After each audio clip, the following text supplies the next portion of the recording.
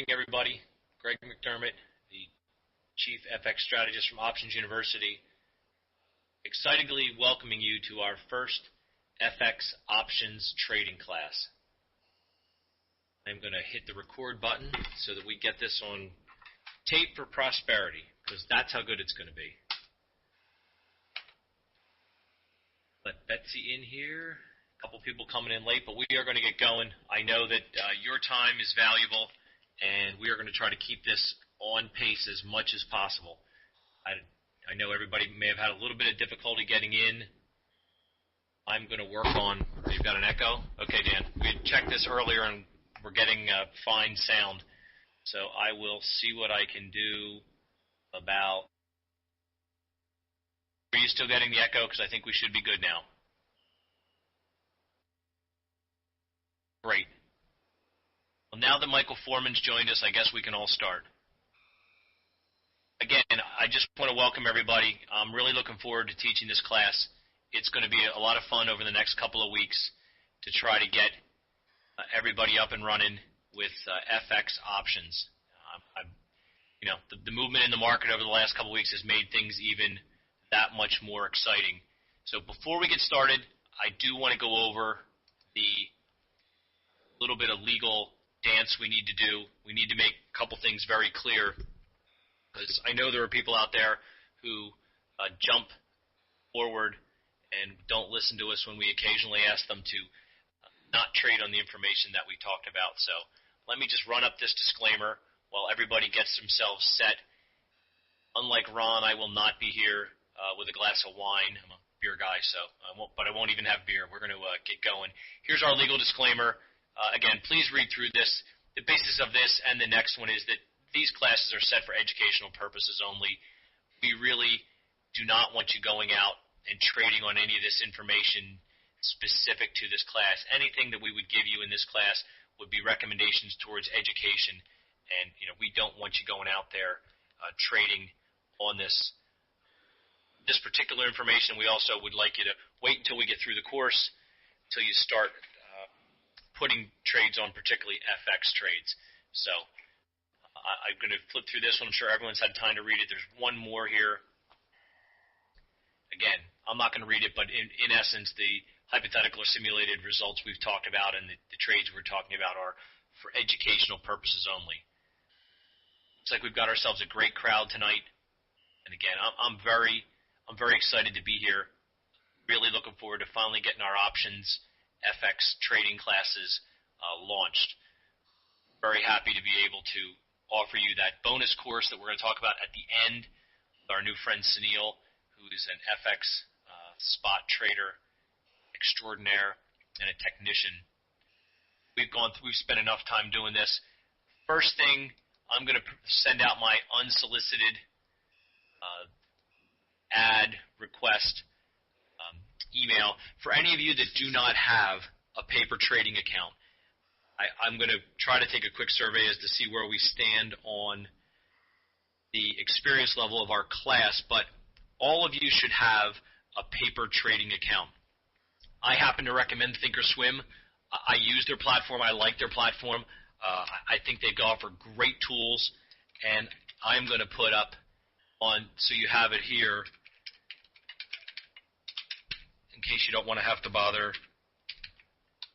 There's the link, www.optionsuniversity.com/capital letters TOS. And you can go there and open up an options trading paper account. And again, I use it all the time for education. It's a great thing to have. If any of you that were down in Fort Lauderdale, you'll know that I still have $50+ million in my paper trading account, and if anybody wants to know how to back up their accounts to $50 million, I would be more than happy to show you how to do that. Again, they offer a great product. We're going to take a look at some of their stuff a little bit later. We'll be using them for any of the charts that I have or any of the trading examples that I use. All that stuff is coming from Thinkorswim. So if you haven't done so, it doesn't cost you anything to open the account. You just set up the account, sign the disclosures, and then just don't fund the account. And you are able to then trade as if you had money in your account. So it's a great, great thing. Yeah, shameless advertising, you're right, Herbert. But we like those guys at Thinkorswim, and they offer a great product. That's my little cue to go. What we're going to talk about, I just want to go over real quickly. I want to get a few of the nuts and bolts to lay out the groundwork for our class that we're going to teach.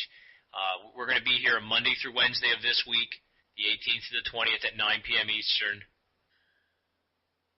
We've got Pink Floyd going on. Great. The August 25th to the 28th, which is next Monday to Wednesday. And then for those of you in the United States, we've got Labor Day weekend, which is Labor Day's Monday, September 1st. And I'll try to move my microphone if everybody's getting an echo. So we're going to go the 2nd and the 3rd to finish up our section. And then our bonus class, the best time to trade Forex, will be our last class, the 9th, Thursday, September 4th at 9 p.m. So that's how we're going to do this. The 5th class, which would be next Tuesday's class, we are going to spend the whole night talking about technical analysis for FX. We are going to touch on some of the basics of technical analysis when I believe tomorrow night's class we're going to go over some of that. If not, it's going to be Wednesdays. Off the top of my head, I don't remember which class it is. I'm going to give you some of the basics, the easy, simple, here are the sort of definitions. But what I want you to be able to bring is on the following Tuesday when Ryan and Wayne, our two certified market technicians, are on board, I want you to bring your questions because they're going to specifically talk about trading foreign currencies and the advantages of using technical analysis. Again, I'm really proud that we have them at OU. They're good friends of mine, and they're great resources. For those who know us and maybe some of our Platinum members who have met us up close and personal, we end up working real well together because we all kind of take a little bit different approach to get to what we all consider the right answer. There could be I don't believe there's a strategy spotlight on Wednesday night. Yes, this will be on the secure viewer. I believe they wouldn't have let me schedule this if there was a strategy spotlight. And if Ron's doing it, I know he's over in Singapore or somewhere in the Far East. I'm not exactly sure where he is today. It's like that Where's Waldo? Where in the world is Ron Ianieri these days? Oh, it's Thursday night, Herbert. Thank you, and that's why they pushed me. We're going Monday to Wednesday, Tuesday, Thursday to stay away from that. Thanks for getting that cleared up for us. So since we have kind of a small, not a huge class, I want to try something different.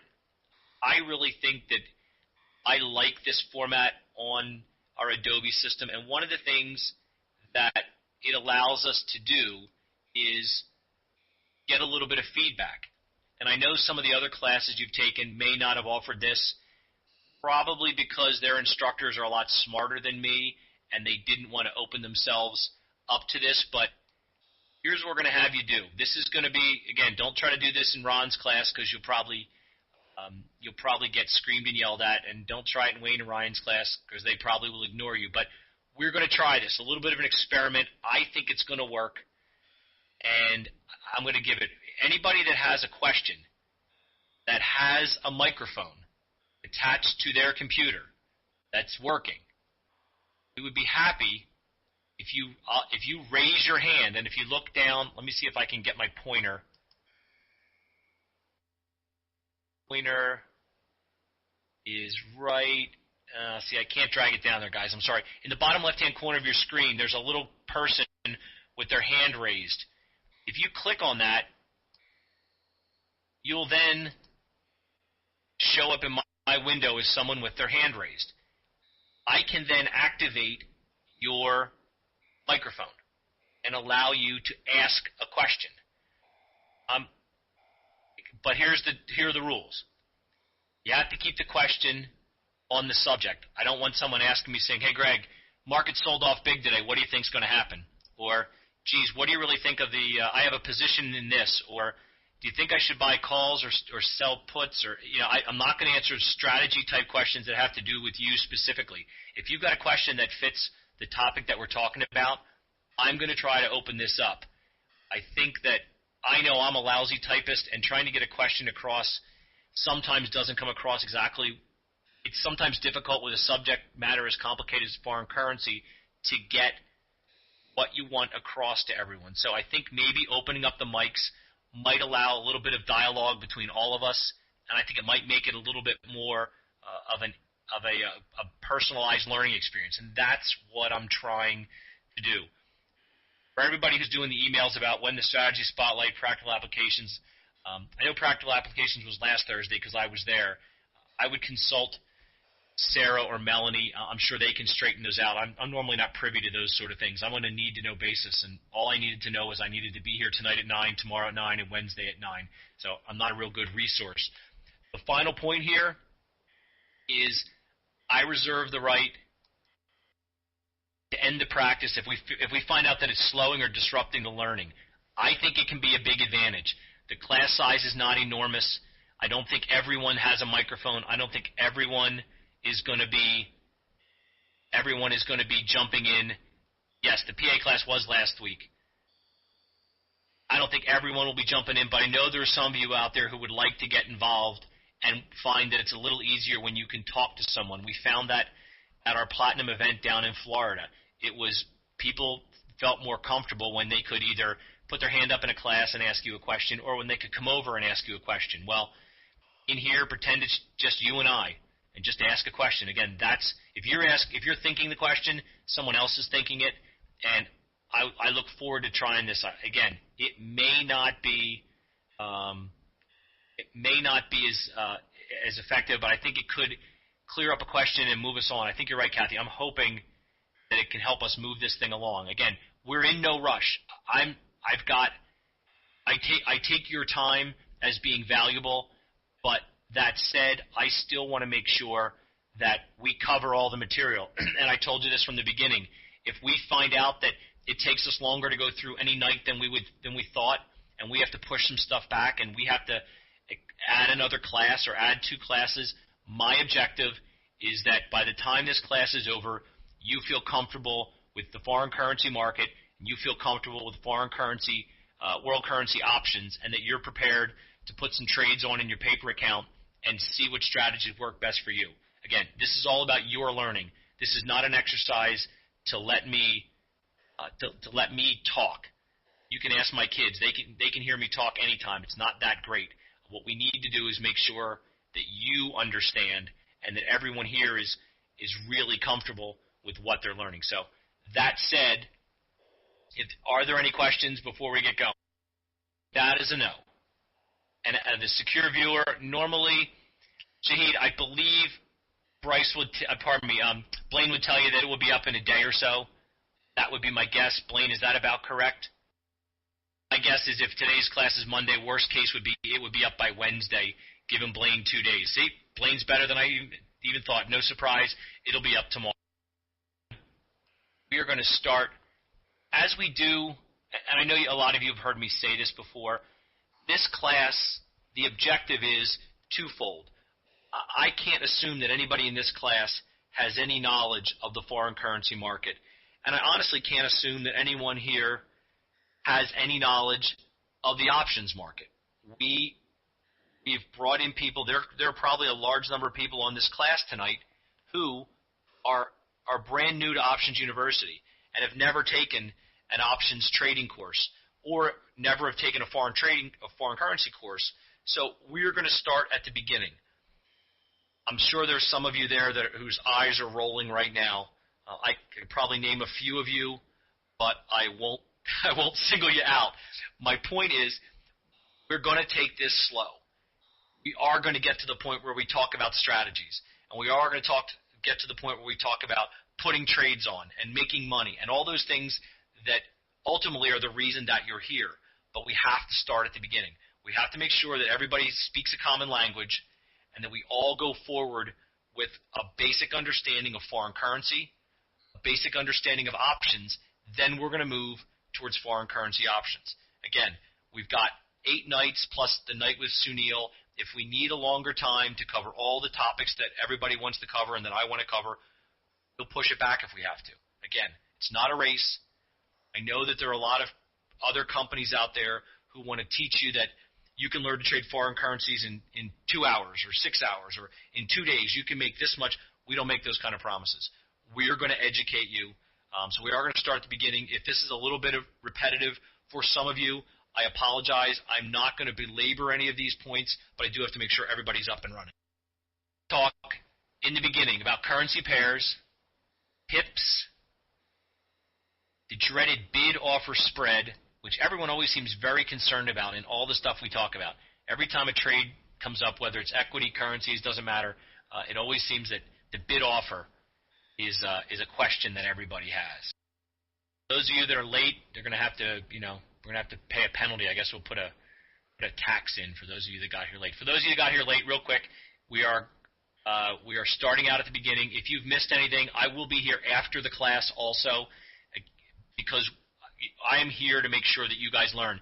If there's something you missed and you don't feel comfortable asking, putting your hand up during the class, and you want to put your hand up after the class and you want us to talk, that's fine with me. So if you want to hold your questions to the end, either way works fine. But these are the 4 topics we're going to begin with, and we're going to start here.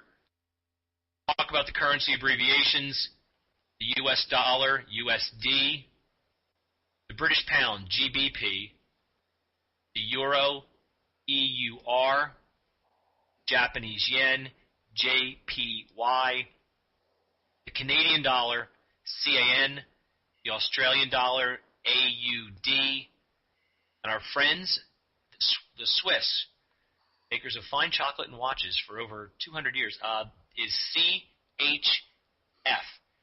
And you might say, Greg, you've already told us about the world currency options, which is the basis of this course, and those aren't the currencies that we talk about. Well, we're actually going to start this process talking about, I'm going to differentiate between what we're going to talk about now and what we're eventually going to get to. We're going to start by talking about the underlying market, the spot or the cash market. That's the market that we know trades 24 hours a day, 6 days a week, and it brings us the underlying currency values that we will use for the futures and the options that we're going to trade. So we're going to talk about the underlying, which is based on the cash market. We'll show how the cash market affects the futures price, and then we'll show how the options on the futures are affected. So we're going to start, again, at the beginning, talking about spot trading. Even though this is not a spot trading class, and we will be offering more advanced spot trading classes in the months to come, you do need to start at the beginning. When those of you who have taken stock option or equity options classes started to learn, normally people will start with talking about the underlying. What are the mechanics of the underlying? Most people are very familiar with the way that the stock market in the United States and around the world works. So the movement from that underlying to the options is a little bit easier. The foreign currency market is new to a lot of people. So we're going to start and talk about the foreign currency market at its basis, which is the spot or cash market. Then we're going to work our way to futures and to options. So again, for anyone here who's an advanced trader, you can feel free to put something else on your TV and watch us here. I'm not telling anyone not to pay attention, but I have to make sure that everyone's on the same page as we go forward. It all begins with currencies.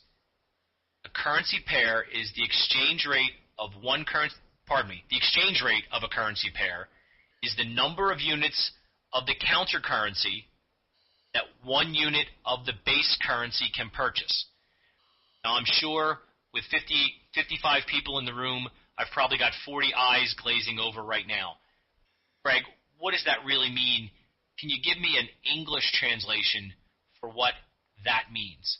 And I think that I can give you a nice... Renee, let's try that one more time. I'm not exactly... Yeah, I know. I'm sorry about that, Milton. Trying to get Renee, let her ask a question. Let me see if we can make this work. And if it doesn't, we can put this glorious experiment on hold. Renee, are you there? Renee, you get to speak now. I could hear you, Renee. You know what? It looks like it's not. Let me do this, Renee. You should be able to open up your sound now and speak. You've got a microphone on your box down below where it says talk. If you try and hold that, you should be able to speak and we can both talk. I'm not going to hold this up. On your left-hand side, it says talk, Renee. If you can hold that button in, you should be able to speak. Yeah, this is starting to feel like one of those things where it's like communism. In theory, it works, but in practice, not so good. Here's what we're going to do. We are going to try this after the class. We're going to try this after the class and see if we can get it to work out the bugs for our next class. It doesn't seem to want to let us both speak at the same time. I'm not sure why it's doing that. So I don't want to hold up the class while it's going to be more of a problem if we try to do it. Let me just, one more time, I'll see whether I can get it to accept Renee. And then, okay, copy of the deck. I'm not sure what the deck is, but if I can get you one, I won. We're going to go. Okay. Our base currency in this equation is the first currency in the pair. That is bought versus the counter currency, which is our second currency in the pair, and it's the currency that is sold or borrowed. That's when you're buying that's when you're buying this currency pair. And a currency pair always represents a simultaneous sale and purchase of two currencies. It's a ratio. It's what is one currency's value versus the value of another currency. There is no one number that the U.S. dollar is worth. The U.S. dollar is worth one thing against the British pound. It's worth another against the euro, against the Swiss franc, against the ruble, against the rupee, against the yen, against the Aussie dollar. It's all a relationship. We're going to, again, I'm sorry about that not working, guys. We will play with this at the end. I'll see if I can get everybody to work. End of class, we'll all try to talk, have some fun, and see if we can get it to work. But meantime, we're going to go forward with the class. So again, these currency, it's always quoted as a pair. You'll notice that when we talk about the world currency options at the Philadelphia Stock Exchange, the options we're going to concentrate on, they are always quoted, they're all quoted in terms of dollars. So it kind of makes them consistent across the board. For those of you that are still saying, geez, Greg, I don't understand this whole thing of currency pairs. Well, I'm going to show you an example that says you already use exchange rates every day. You just don't know it. When you purchase 1 gallon of gasoline, $4, you're exchanging for U.S. dollars, and you're receiving 1 gallon of gasoline. So your base currency in this transaction is gasoline. Currency is the U.S. dollar. So you would write it, if you were writing it as a ratio, it would be gasoline U.S. dollar equals 4. So it would take you 4 U.S. dollars to get 1 gallon of gasoline. Again, if you remember the slide that we said, it's all based on I'm going to zip back and show you just so we get that definition correct to this slide because it's that important. The exchange rate of the currency pair is the number of units of the counter currency it takes to that 1 unit of base currency. So in our gasoline example, the 1 unit is a gallon, and then the $4 is our cost. I'm going to zip through those again, and we'll get back to these. So we're talking about a ratio. That's what we're doing here. We're always comparing one to the other. So it's a very simple concept that you need to remember. It's always a ratio. It's always one thing to another. The gasoline versus the dollar is a good way to look at it. It takes, to get 1 gasoline unit, you need 4 American dollars. So that's the example that I've tried to give to people who have problems. And you can use this for anything. Anytime you buy something, if you buy a gallon of gasoline, you're the buyer of gasoline and the seller of U.S. dollars. Gas station owner is on the opposite side of this trade. He or she is the buyer of U.S. dollars and the seller of gasoline. The exchange rate that you've come upon on this example is $4. So you're each exchanging your side. You're buying and selling simultaneously dollars versus gallons, depending on what side of the trade you're on. The cost is $5. I mean, it was $4. So we're going to go through a couple of examples. You need to understand this. If you don't understand the concept of currency pairs, the rest of the class will be a complete loss for you, because it all starts with this. Our base currency here is the British pound. Our counter currency, the U.S. dollar. In this example, USD versus JPY, our base currency, or first one, is the U.S. dollar. Second counter currency is the Japanese yen. They're always written, the formula is always the same, but the currency, the base and counter currency can actually switch. They don't always have to be this way. Here's an example. If we said that the British pound US dollar was trading at 187.50, what's the base currency we're talking about here? The British pound. I know some of you are saying, Greg, this is pretty basic stuff, and I agree, but we have to make sure everybody's on the same page. What's our counter currency in this trade? It's obviously the US dollar. What does this quote tell us about the relationship between the British pound and the US dollar? Okay, not only is no one talking, but no one's even typing. There we go. That 1.8750 US dollars is equal to 1 British pound. Thanks, Michael. I knew somebody had to be awake out there. Is this the part where normally, doesn't Ron usually start screaming and yelling at this point? The classes I've listened to, that's about what happens here. But this is what we're talking about. We're going to go through a couple more examples like this to make sure everyone's clear. But again, it's about the relationship. It's about the ratio. We're not talking about which we think is going to go up, which we think is going to go down. These are just walking through examples of what's the counter, what's the base, what does that mean to me? Okay, well, Paul, you type slow and bad, and that sounds like we went to the same typing class. When I was in high school, I tried to take typing, and I remember the nuns saying, Greg, no, take college prep courses. Don't take typing. So, once again, sister was wrong. I should have taken typing. Our next example, and you'll notice this is US dollar GBP equals 0.5333. And some of you are now saying to me, hey, wait a second, Greg. You just said the British pound was worth 1.8750 to the US dollar. But we've changed it around. What's the base currency we're using now? The US dollar.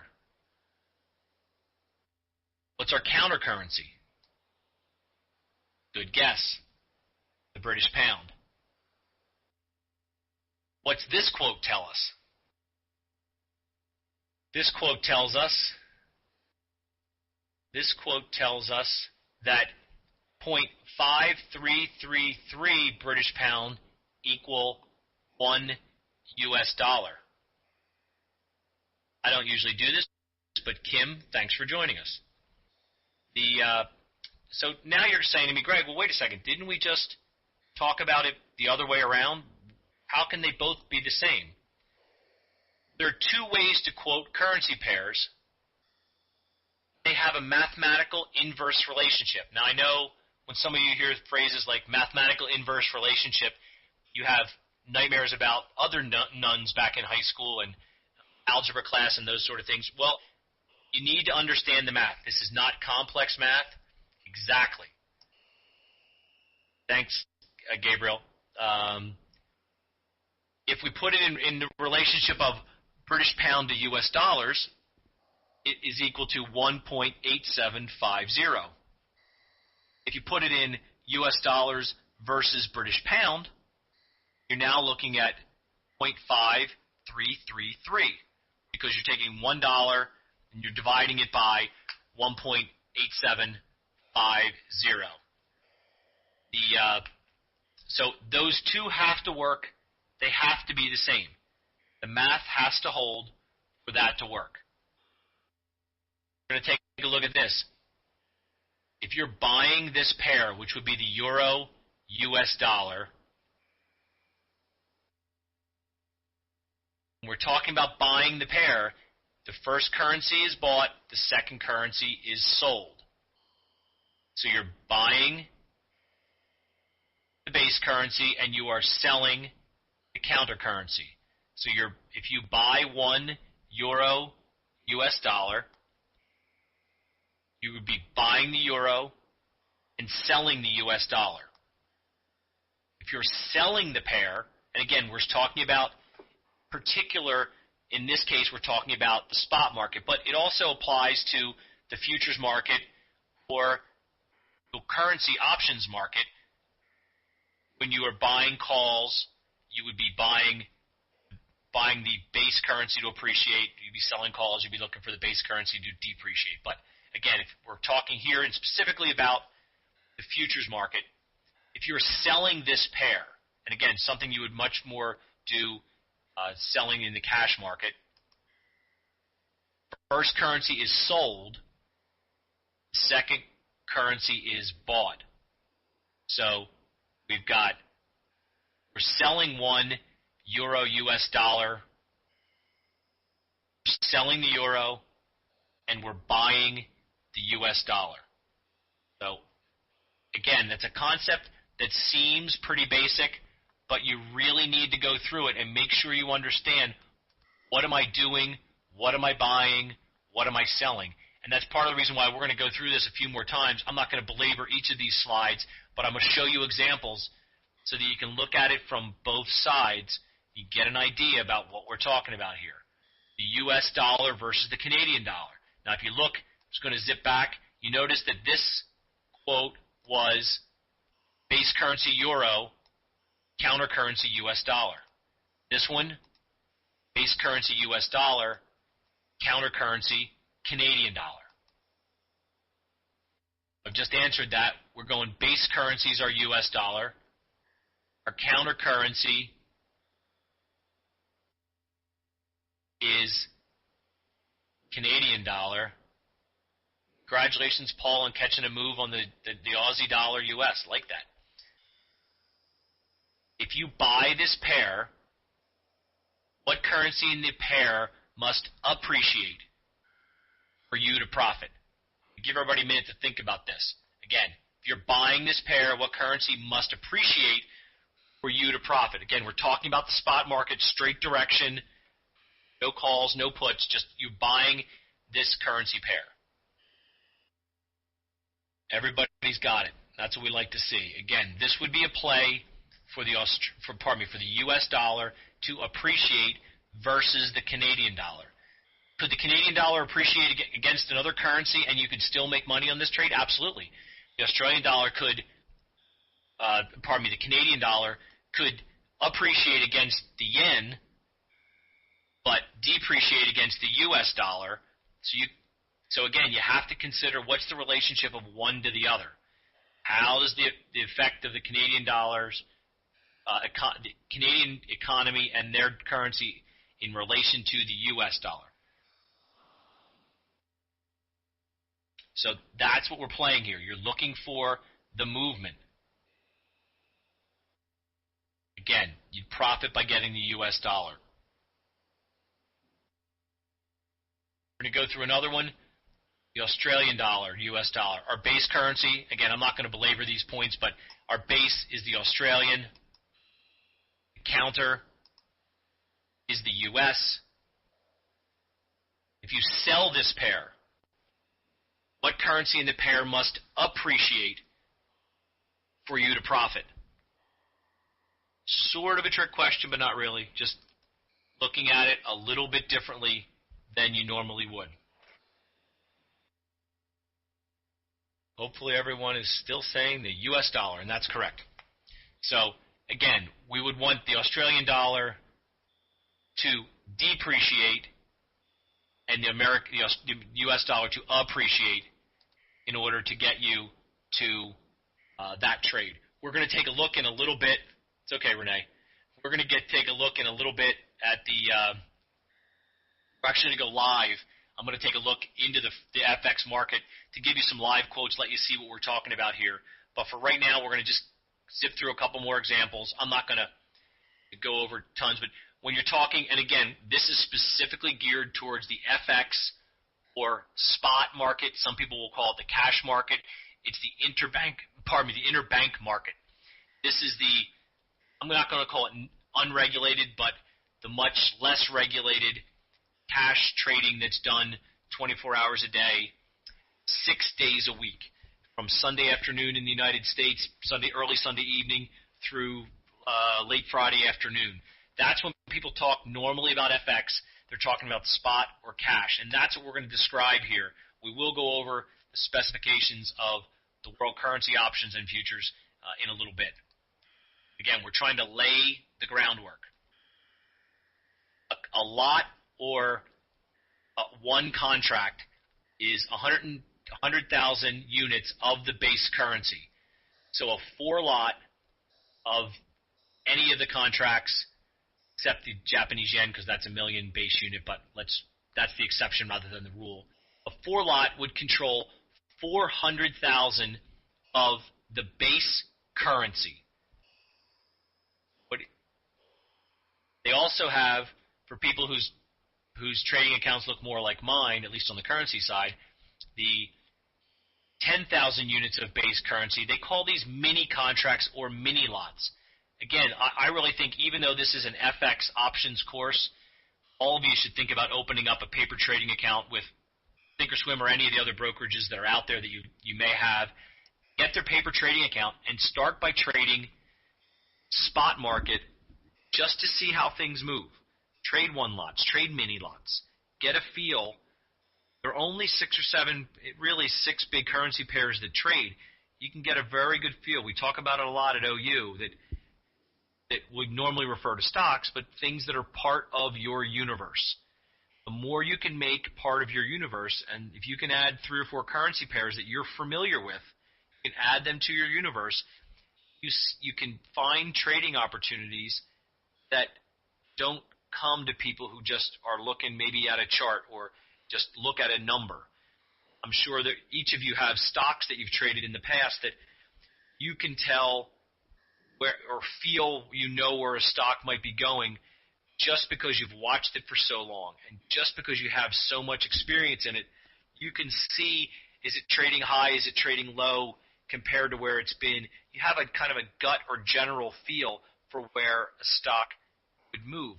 Again, I'm not telling you to go trade on your gut, but your instincts are part of the decision-making process, along with, in the foreign currency market, fundamental analysis, technical analysis, the option pricing, all those things. But your intuition, and the only way you can build up your intuition or build up your gut is through experience. People will say to us, it happened down we were in Fort Lauderdale at the Platinum event, and there were a couple trades that I showed people we did for teaching purposes. In particular, there was a trade in Wynn, and I had watched Wynn, which is Steve Wynn's casino. I'd watched that stock for a while. The chart showed me, 6 up days in a row, and my gut said sell. Was that the overall trade? If you wanted to be in the trade for weeks and weeks and weeks, maybe yes, maybe no. But we turned a trade pretty quickly that was really nothing more than looking at a chart, having experience in the stock, and having a bit of a gut feel. I'm not encouraging everyone to trade only on their gut. It's taken all of us you find at OU have been doing this for such a long time that things come to us. We can look at things and almost can't explain to each other why we see what we see. All I'm doing is trying to tell you that If any of you watch CNBC, our good friend Kramer, I know there are people at OU who take him to task, and you may like him or dislike him. I'm not going to tell you where I fall on the fence, but one thing he does say that makes sense is you need to do your homework. And if you're going to trade currencies, I think the best way to do it is open up a paper account and start trading some spot, one lots. Just watch how it trades. How does it move every 20 minutes? How does it move day to day? How does it move week to week? Experiences, really, there's no substitute for that. Getting a look at a currency pair over and over and over again will help you make better decisions. So here are the two ways you'll find normal currency pairs traded in the spot market or the cash market. The pip. It's the smallest unit of measure for movement in the FX market. It's an acronym for percentage in point. For example, US dollar Swiss franc, 1.0980. The pip, is the zero. The move that's the digit that we're talking about, the math that we're talking about. It's the percentage in point move in the underlying. So what you say, okay, Greg, it's the last decimal place, but what's it worth? Give me some money. Put some numbers to it. For 100,000 units of base currency, one pip, Paul wins, is $10. The value of a pip in the mini or 10,000 units of base currency contracts, Paul wins again, $1. So again, I'm a believer that in your paper account, you want to trade the 100,000 lots or the 10,000. It doesn't really matter. The idea is, and I really believe that people talk about trades, whether they're currency trades, equity trades, option trades, world currency option trades, and those of you who have heard me speak and heard me say this, I really believe that you learn better if you have some skin in the game. And you'll say, well, Greg, it's a paper trading account. And I would argue that, yes, it is. But getting a trade on, putting it on, and trying to manage the position, having an objective for your profit, having a downside loss that you're willing to take, putting the trade on and actually watching it makes a difference. The only way you get to know these is by watching them. And the best way to watch them is, even if it's only a paper trade, have some skin in it. Put a trade on. It doesn't cost anything, and I believe it's a great tool to learn how to trade. Any of the FX companies that you find out there who are giving away some free education or giving away accounts, that's what they want. They want you to get up and try a few paper trades. The difference between most of them and us is that they want you to immediately, I've signed up for some of these just to see how they're advertising. They want you to start trading your own money right away. I don't want you trading your own money. I don't make any money if you go trade your own money, God forbid, lose your own money. So I want you to take your time. I want you to be ready, feel comfortable. Are you going to take losses? Yes, you are. If you don't think you're going to take losses, you probably are taking the wrong kind of education. But the idea is you try to limit those losses and try to make your winners happen more often, and odds are you should make money if you know what you're doing more often than not. So, again, use the paper account. It's your friend. 100,000 units of base currency, our example, we're long 5 U.S. Canadian at 0.8950. You guys will all be happy to know that I updated these slides because the examples I used to have were literally they were 100 or 1,000 basis points, 100 basis points higher. They were figure higher, really big numbers. Let me let this person in the room. Okay, now if we're long 5 U.S. Canadian at 0.8950 and the U.S. Canadian goes to 0.9050, question comes, what's our profit or loss on this trade? Everybody take a peek. Give you the answer in a second. Sergio, profit is the correct answer.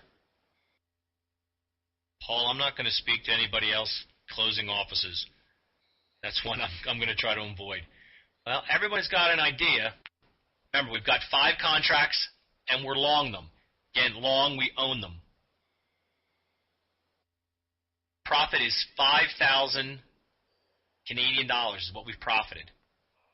Here's the $5, 5 times 100 points, 100 pips, pardon me, makes it 5,000. We're going to go to the next one. Here's our opening trade. This is the math that shows you that it works. Again, let me just go back. We said it was 5,000. Let's look at it.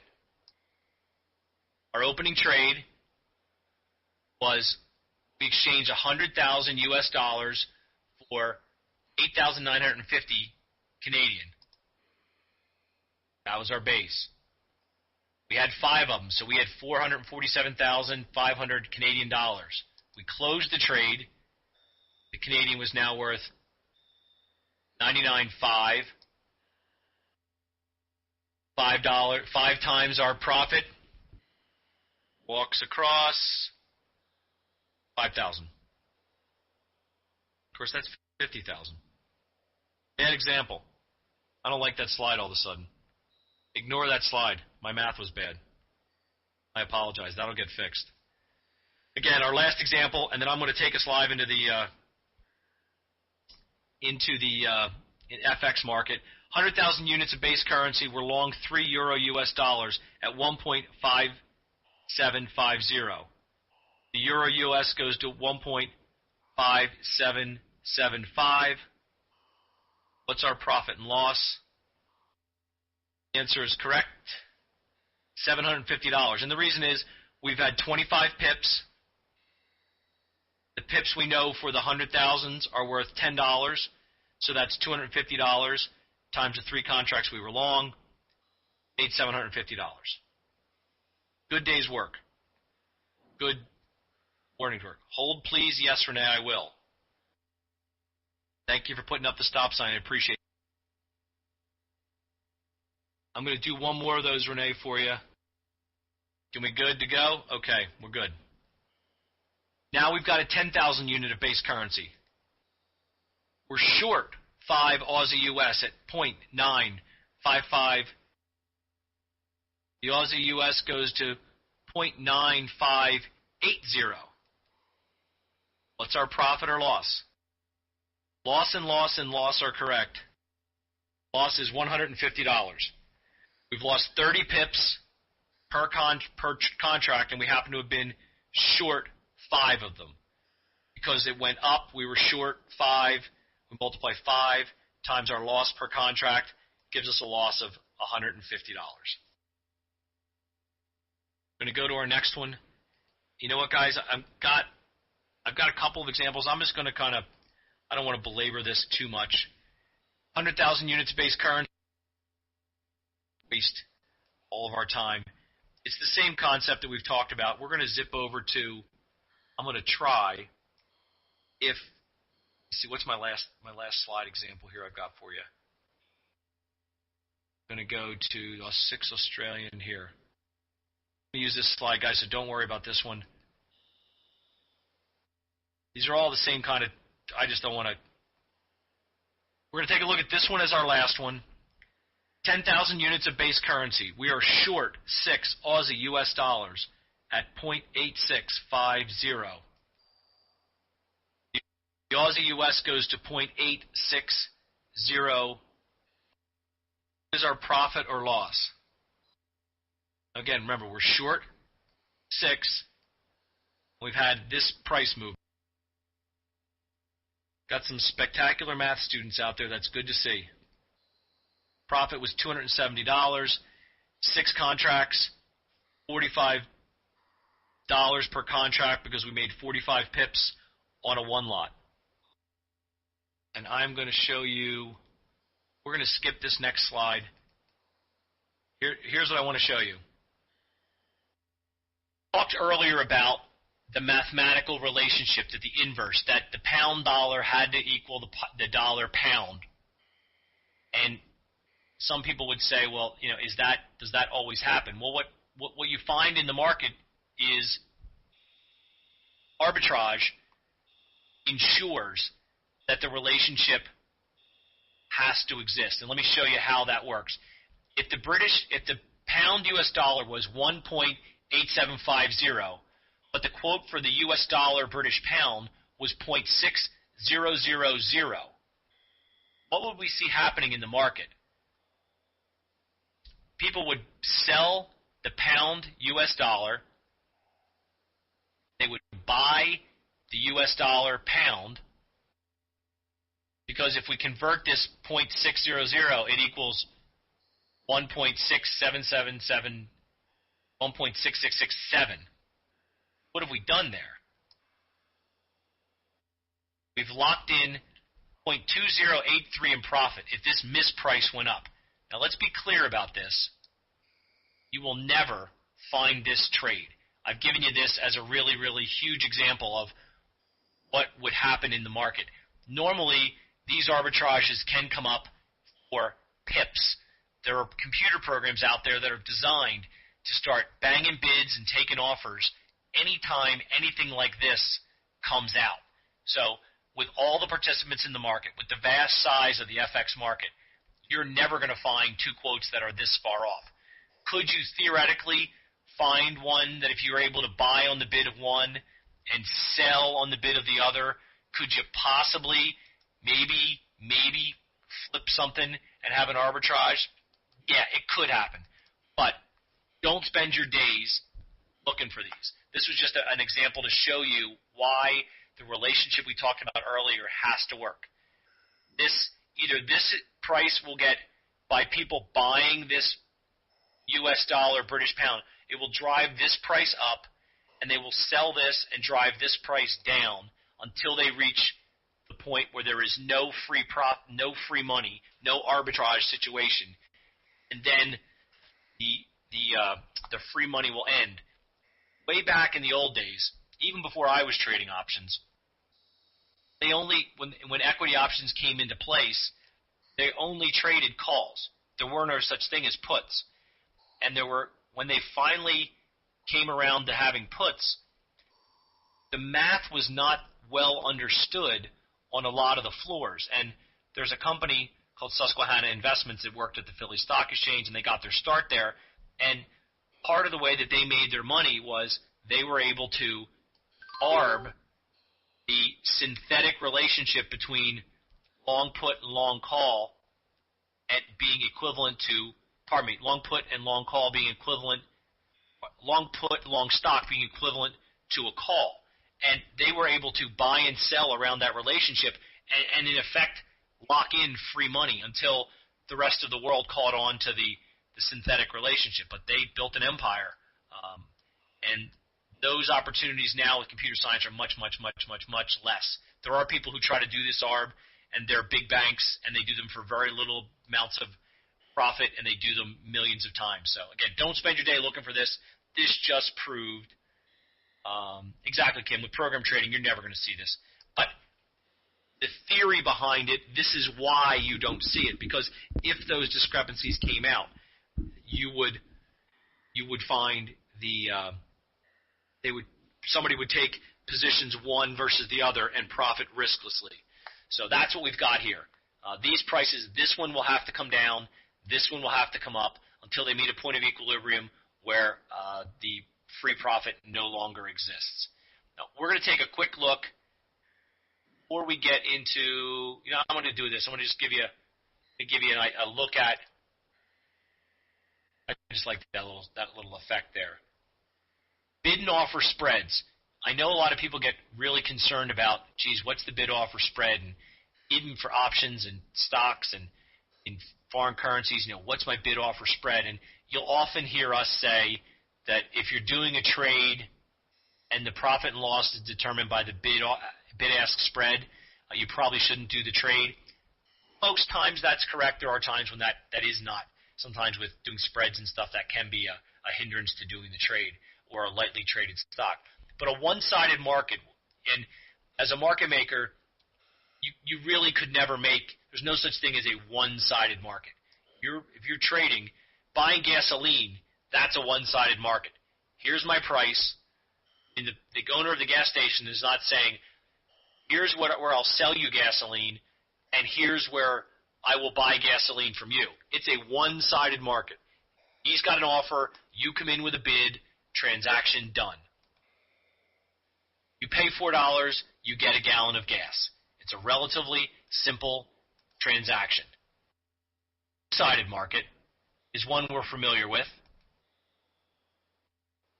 You see it all the time. A purchaser of a real estate. Someone makes a bid. Someone offers. The natural movement back and forth while someone's buying a house is a kind of a crude example of what is a two-sided market. You want to buy low. They want to sell high. You work in between the market to find a price where it will sell. Buyer submits a bid. Seller offers the property. Financial markets should always be a two-sided market. And what do I mean by a two-sided market? Buyers always bid. Sellers always are offerers. When you're a market maker on the floor, you normally have to give a market that is someone call and ask for a quote. You want to give them a market. You want to give them a bid and an offer. Someone may come in and say, hey, where can I buy this or where can I sell these? And you could then show them a bid or show them an offer. But most times you have to make a two-sided market. We have to remember that this is referring to long and short contracts, not direction. I want to take a moment and talk about this because it does get confusing for people. Someone will say, I'm long puts, and they'll think to themselves, but wait a second, long means I want them to go up, but puts mean I want it to go down. The terms can get confusing. You'll hear me use the term long and short to refer to ownership, and you'll hear me use the term long and short to refer to the direction of my position. So I may say that I'm long puts, which means I'm long or own contracts. I happen to own puts, which would profit from a move to the downside. So long and short refers to ownership. Are you the buyer or owner of options, or are you the seller or shorter of options?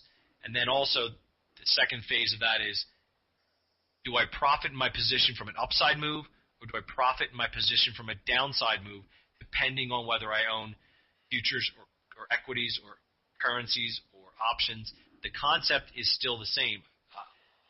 Particularly with options, I can be long contracts and have a short bias in the market. So just wanted to take a time because I know that gets confusing. Kim, when you're trading in the cash or spot market, you are actually trading against your brokerage firm.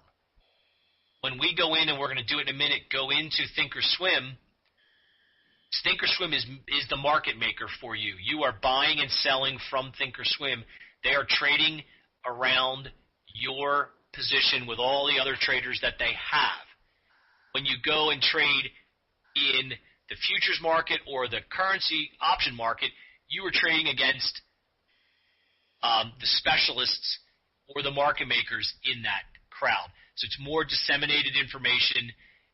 If you went on 5 different brokerage sites right now and were able to look at what is their bid-ask spread in all 6 of the major currency pairs that we're going to take a look at, you probably would find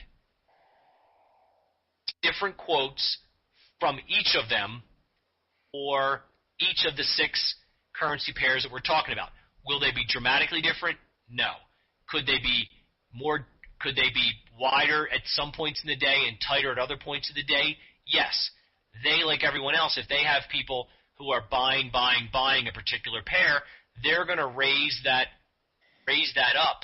And since they're the counter to that trade, they might raise those prices up. They may go out into the cash market themselves and try to hedge those positions. So when you're trading spot or cash, you're trading in a relatively unregulated market, and your broker is the other side of your trade.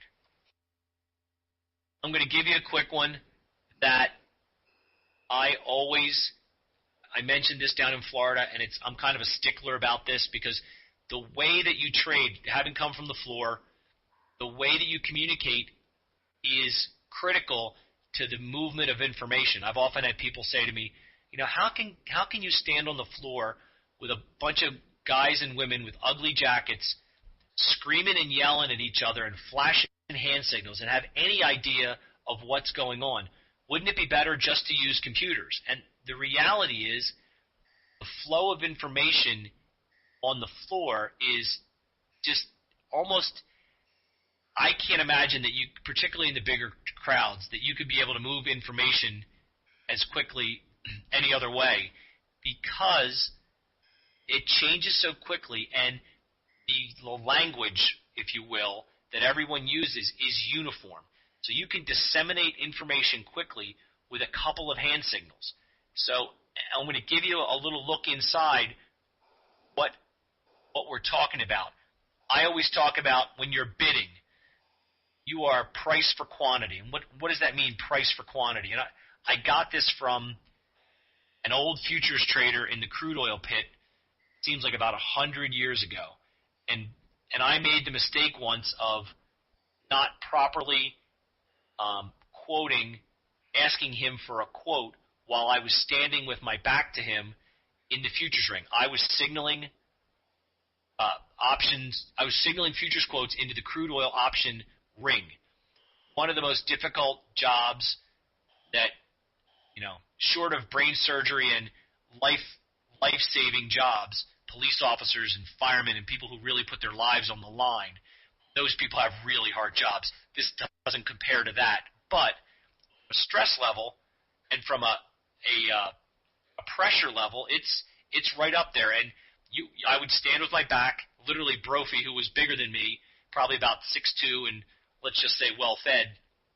We would stand back to back for 6 hours a day. And I would lean back and ask him quotes when I couldn't hear what the quote was for a particular month. An options trader might be signaling to me from the crowd, Greg, how's January?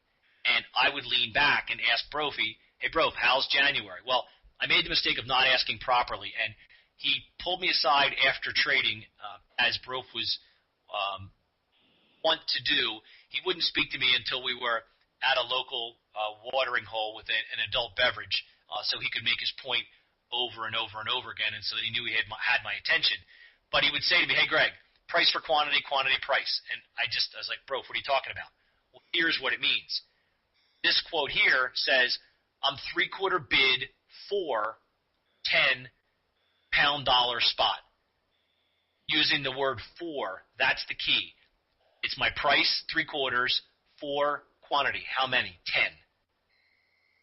And guys, there's no test on this at all. This is just a little bit more insight into how things really work when you do this as a profession. I know you guys want to become proficient and professional-like when you do this. So this is just one of those things when you're talking to other people. This is how someone who's a trader is going to talk. The other side, quantity at price. You have 10 British pound dollar spot at three-quarters, 0.75, whichever you choose. Those are the two ways that you want to look at that. When you look at the people on the trading floor using hand signals, the simplest way to tell whether someone's a buyer or a seller is by looking at their hand. If you see the back of their hand, they're a bidder or a buyer. If you can see the palm of their hand, that's an offer. And that's the way you can tell, bid to offer. I'm not going to go through all the intricacies of hand signals. Next time I see you guys at an event, I'd be more than happy to bore you to tears with how to be, six bid for 25 January futures, or to sell 25 at 7 February futures. I'd be happy to bore you with that. I won't do that tonight. It doesn't really work without the visual. Just so you know, price for quantity, quantity at price. We've got bids and offers here that I've kind of shown you. I'm going to go live to use live numbers on this thing. I'm going to, hopefully technology will not fail me here. If it does, in advance, I'm going to apologize. I'm going to show you what the bid offers are. Give me 1 second. I am going to try to do this. What I was going to show you is, and the reason I'm asking that, guys, is because once I go to switch this screen, I actually can't see what I'm broadcasting. So I appreciate everybody Yeah, everybody go full screen. I've given everyone that capability. Thanks, Betsy. I appreciate that. What we're looking at right now is this is Thinkorswim live. These are the quotes going out right now for our 6 major currency pairs. I need one more confirmation. Can everybody see my mouse moving across? I'm right now pointing to the euro, US dollar. Do we look good there? I'm assuming you can see that, but I'm not positive. Great. Thanks, everybody. I just want to walk you through the idea of a bid and an offer. We're looking at the euro, US dollar quote here. And the first thing I want to point out, again, when we talk about the world currency options, everything is going to be quoted this way, euro versus the US dollar. But in the futures market, and particularly in the cash or spot market, the more common quote, for example, of the US dollar versus the Japanese yen, as opposed to what we see in the world currency option, which is the opposite. So you see a price here of 109.81, but if we look quickly at what was the closing price in the Japanese yen US dollar, it closed at, open up my account here real fast, it closed at, the yen closed at 90.86. So if we look at FX, I'm going to do 90.86 and do the inverse. That comes up to 1.1006. So right now it's being quoted, the dollar yen's being quoted at 109. Here's what we're going to look at. Our bid, the way they're breaking this down, it's a 4-decimal quote. But if you can see, I'm going to do this.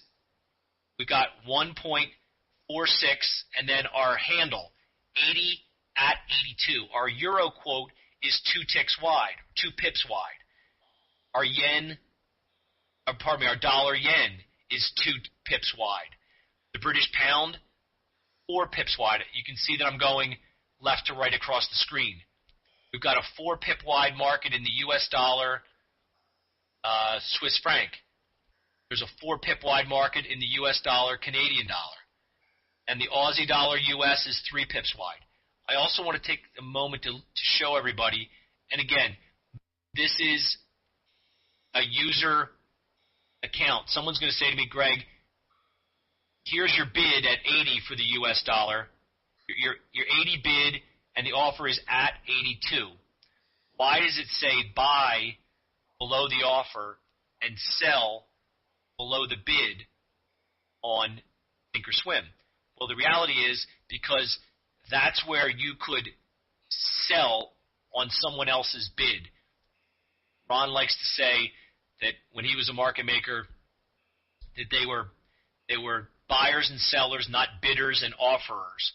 So this shows you that if I clicked on this and hit sell, this would say you want to sell 10,000 euro US dollar at 1.4680. And if I hit OK, it would put that out as a limit order. We're going to talk about order types. Right now, I just want to take a look at, we've got the bid, which is where you could sell, and the offer, which is where you could buy. And all of them go across the exact same way. As just an exercise, I went through today and put in, I did a trade in each one of these 6. You can see, and I did 1 lots with 10,000 contracts. You see, you can make them 100,000. I just did them for an example. You can see all of my positions right here. And what I did was I simply basically got against the dollar on every single one of these to be consistent. Please, please, please don't let that lead you to believe that I think the only way you should be now is short the dollar versus all these currencies. I just wanted to do it as an example, and I did a 1 lot of each of them here. I'm going to try to keep this trade open while we do the class so that we can take a look at how it's moved since we've started to get a feel for where is the dollar versus each of these. I wanted to try to keep it consistent because we will be doing the U.S. dollar versus all of these. The U.S. dollar will be the counter for all the world currency options. So it's just an exercise, not a recommendation. just wanted to be consistent. But if you look, in this case, and we'll look here, Aussie US, I bought that because I was buying the Australian dollar. The euro, I bought the euro. In the dollar yen, I actually sold one contract because, again, I was looking for the dollar to decline and in this case the counter currency to increase. The pound dollar, I was a buyer of that one. The dollar US, I was a seller. I was also a seller of the US Canadian, and you can see here are the trades executed here. I did them earlier this evening. Our rolling P&L, we're up $7.66 in our account, which is again just for an example. But I wanted to let everybody see what the FX looks like. Any of you can go log into Thinkorswim right now, take a look at the FX, and you could execute a trade in here. I'm not going to put out any stops or limits. Again, we're not trading this as an FX trade where I'm trying to show you how to trade the underlying spot market. I'm using it as a baseline so that we all have a common point of reference while we go through the class after the next couple of weeks to see where each of these currencies goes versus the U.S. dollar. Purely an exercise in where we are, and so we have, again, I want to frame a reference so that each of you gets familiar, so you get more used to seeing where are these currency pairs moving, again, making your universe a little more familiar. I am going to switch back now, and I just want to take a look. We will maybe toggle back and forth. We're going to go back. Let me see if it switches back. Oh, wow. Came back to the same spot. Again, here's a similar look at this is the static version of what we just looked at. Here is the bid. Here's the offer. We've gone through that. Yeah, Paul, you're right. I was throwing darts. I was just trying to be consistent. I wasn't trying to give everybody a trade. That was just me trying to pick a baseline that we could all, again, point to. We've got, hang on one second. I need to open this on my side so I can see what I'm doing here. Again, that is our euro US dollar. The bid is 156.75. The offer 156.77. Obviously old quotes. In our dollar yen, the same thing. 104.30 at 104.32. Again, I want to make clear. People are going to say to me, Greg, why am I buying on? I want to buy on the bid and sell on the offer. And so do I. Unfortunately, we're not given that. You can bid and maybe get your bid hit if the market moves against you, but you would be placing limit orders to try to execute immediately. That's why these are set up this way. We're going to look at, again, another set of quotes. There's the U.S. dollar versus the Swiss franc, and what we're noticing there is, again, the U.S. dollar is the base currency, and the Swiss franc is the counter. You're going to find the U.S. dollar versus the Canadian, that quote's going to look different when we show the XDA, which is the World Currency Option Australian, or the XDS, which is the World Currency Option Swiss franc, because they're quoted the opposite. We've already gone over the inverse relationship. These are the normal conventions for spot trading, cash trading. Again, to keep it simple, the PhilX has everything is based in U.S. dollars and it's cash settled. So I'm just showing you that if you look at these quotes and say, wow, this is a lot higher than the quote I'm seeing on my Thinkorswim for the XDS, it's trading at, let's see what it's trading at now. It's trading at, quote is 91.17. Geez, there's a lot of money to be made. Well, no, it's being quoted the inverse. That's why the numbers are off by so much. Here's what we just showed you.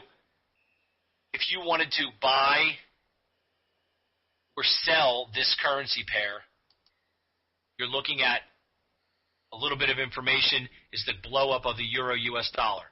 We're going to go to the next screen. This is just a shortened version. Here we go. What's the current bid for this cash or spot trade? It's 1.5677. I'm not going to test everybody on this. Again, what's our offer? 1.5679. What price will or can you buy 10,000 euro US? Right now, what price would you have to pay to buy that? Right. The handle would be 1.5679 is where you could buy it right now. That's where they're offering it. And at what price could you sell 10,000 right now? Won't even bother. Obviously on the bid. And you'll notice that where you could sell it is indicated here by the sell, where you could buy it indicated here on the, you just get the pointer to go there, on the buy side. How wide, how many pips wide is this market? 2 pips is the winner. Exactly right, guys. We are going to move forward again with the bid-ask spread. What's the current bid on this one, the pound US dollar? 1.9745. The current offer is 1.9749. What price could you buy 10,000 of this right now based on their market from Thinkorswim? 1.9749. Where could you sell 10,000? 1.9745. And again, how wide's the market? We're 4 pips wide. Not going to take everybody's time and go through all these. We do need to make sure everybody understands that. The idea of the bid-ask comes up a lot, and I think it's one of those things that people really need to concentrate on. We are going to move forward. Again, I'm trying to lay the groundwork so that everybody is speaking the same language, that they're understanding what are we doing, what am I bidding for, what am I buying, what am I offering. I often hear people talk about there's no fees for executing spot trades. But let me be clear. Thinkorswim is going to charge you to do an options trade. Thinkorswim is going to charge you to do a futures trade. Thinkorswim and the other brokerage houses are not going to charge you for spot trades. It's their main source of revenue is the bid-ask spread. So your cost to get in and your cost to get out are built in. There's no additional fees for putting this trade on. Unlike in the futures, unlike in stocks, unlike in options trades, where you are going to pay an execution fee to do that. The brokerage firms offer FX trading, and the way that they make their money is on the bid-ask spread.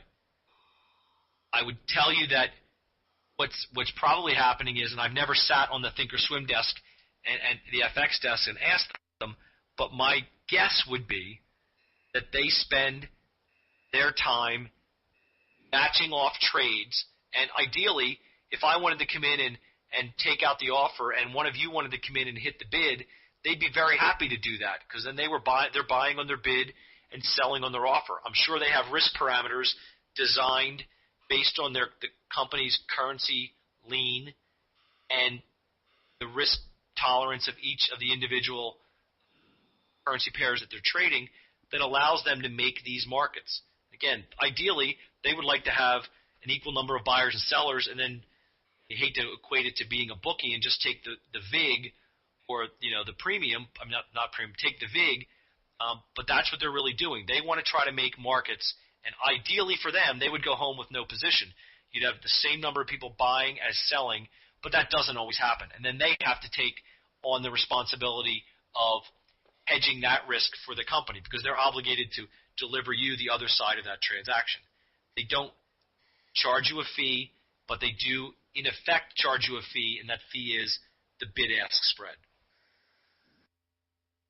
Here's where we go about the power of FX spot. Again, I keep pointing this out, but we're not talking about world currency options. We're just talking about the underlying cash FX market. In the FX market, you can leverage your trading account. You don't need the full cash value of your trade. You can margin up to 100 to 1 for 100,000 unit and 10,000 unit trades. With leverage comes the caveat. It must be managed. We talk about in equity options, and Ron's mentioned it many, many, many times, that you have to make sure that you know what you're dealing with, and you're leveraged only to the point where you're comfortable. Because you have X amount of dollars available to trade doesn't mean that you should multiply that number necessarily by 100 and say, I've got $100,000 instead of $1,000, and let me put all of it into one trade. We'll talk later in the class about money management, which is very important to becoming a successful trader.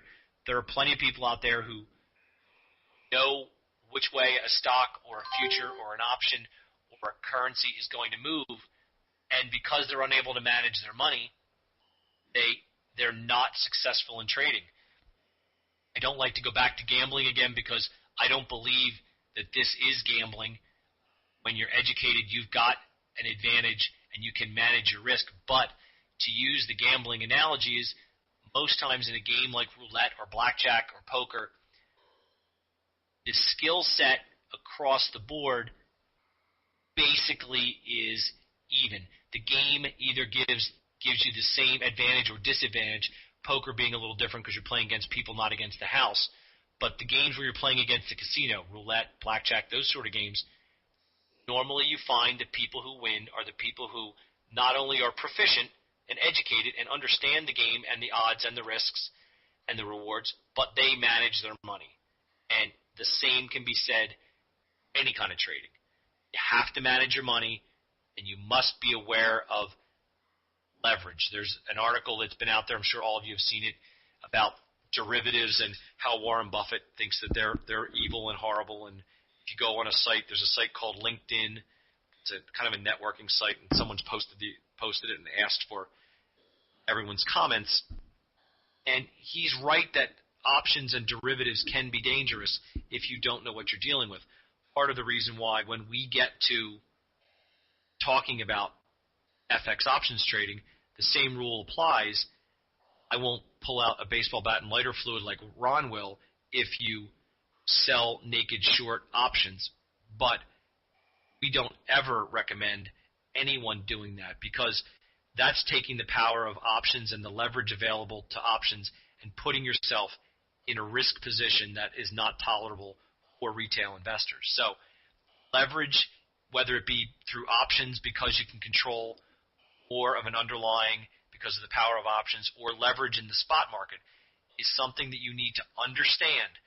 If you're not sure what the leverage is on your spot account, talk to your broker. They can explain it to you.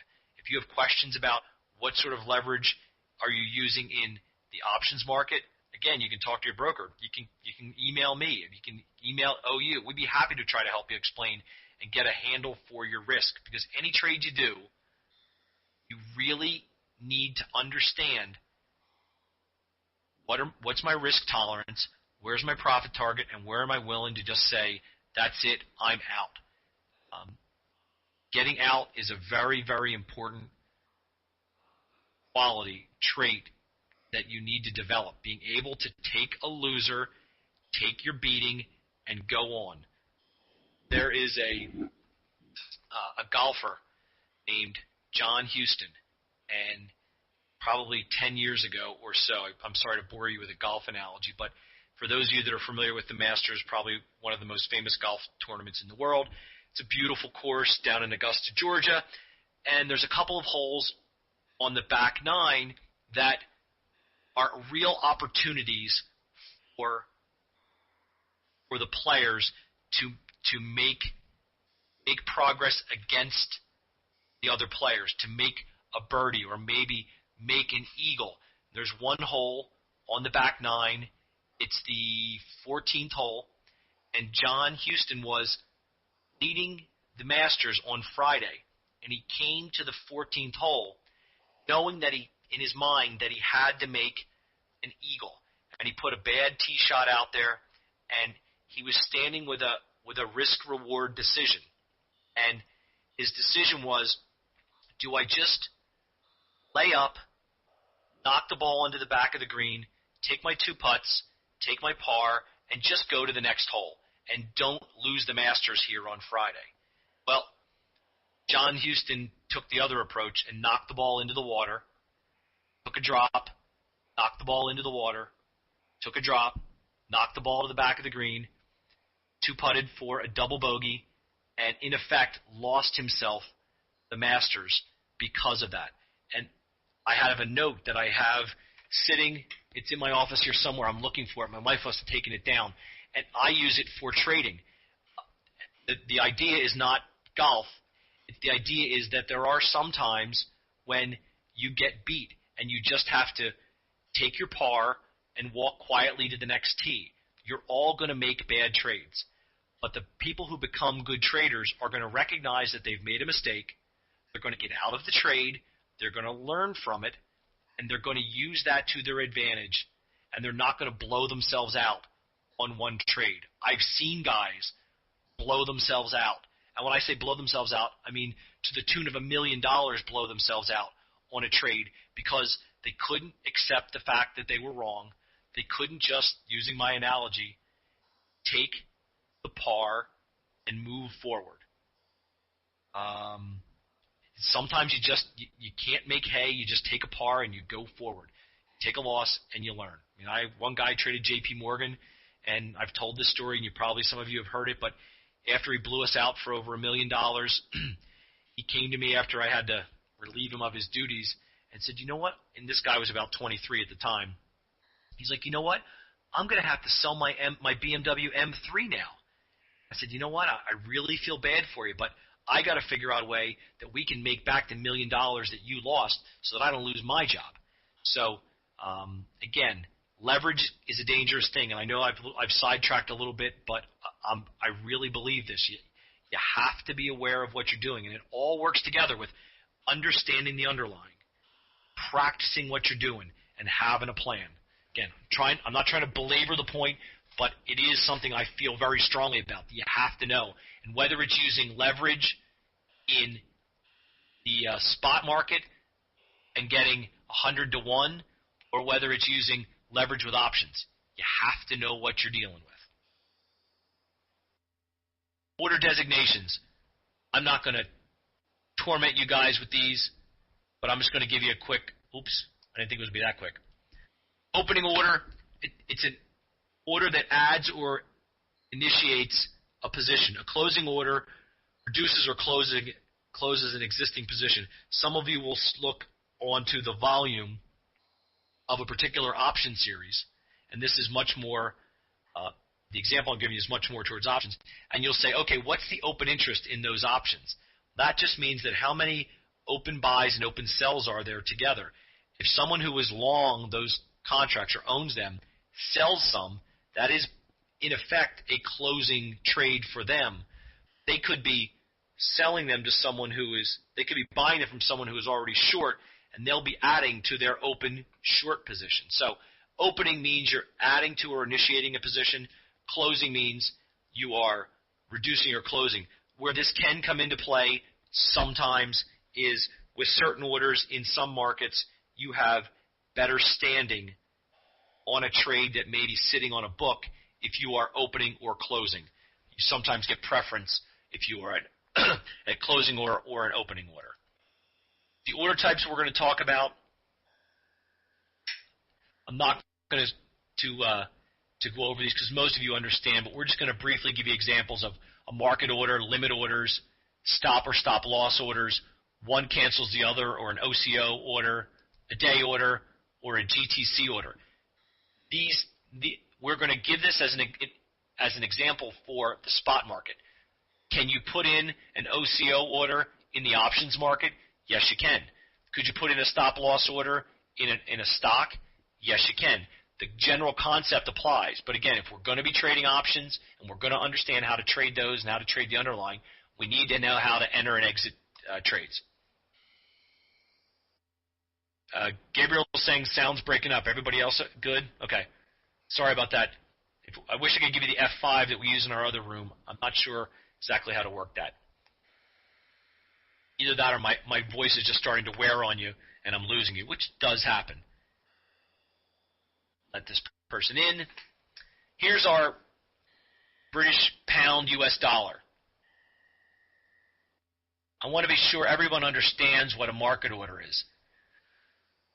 I'm going to cough right now, so I'm going to go on mute for 1 second. I want to cough in everyone's ear. I apologize.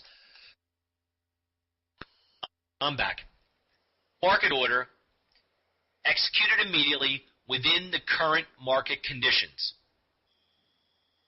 It's the fastest way to get a trade executed. It's done when price is not a concern. Now, again, someone might say, hey, Greg, price is always a concern, and I would agree with you. But this is the quickest way to get a trade done. You are going to be executed at, let's see if this is, I'm going to show you an example. If you put in a market order, what you're actually asking the system to execute for you. Here's a market order for 10,000 British pound, 1.9764. Right now, that order is it's a market order to buy. You want to buy at the lowest offer available. By the time this order gets clicked in, 1.9764 may not be the lowest offer. It may be 1.9765 or 66. It may come in. You don't have any control. What it's going to do is this order will continue to chase the offer until it's filled. Normally, you are not going to find yourself chasing an order for pip after pip after pip.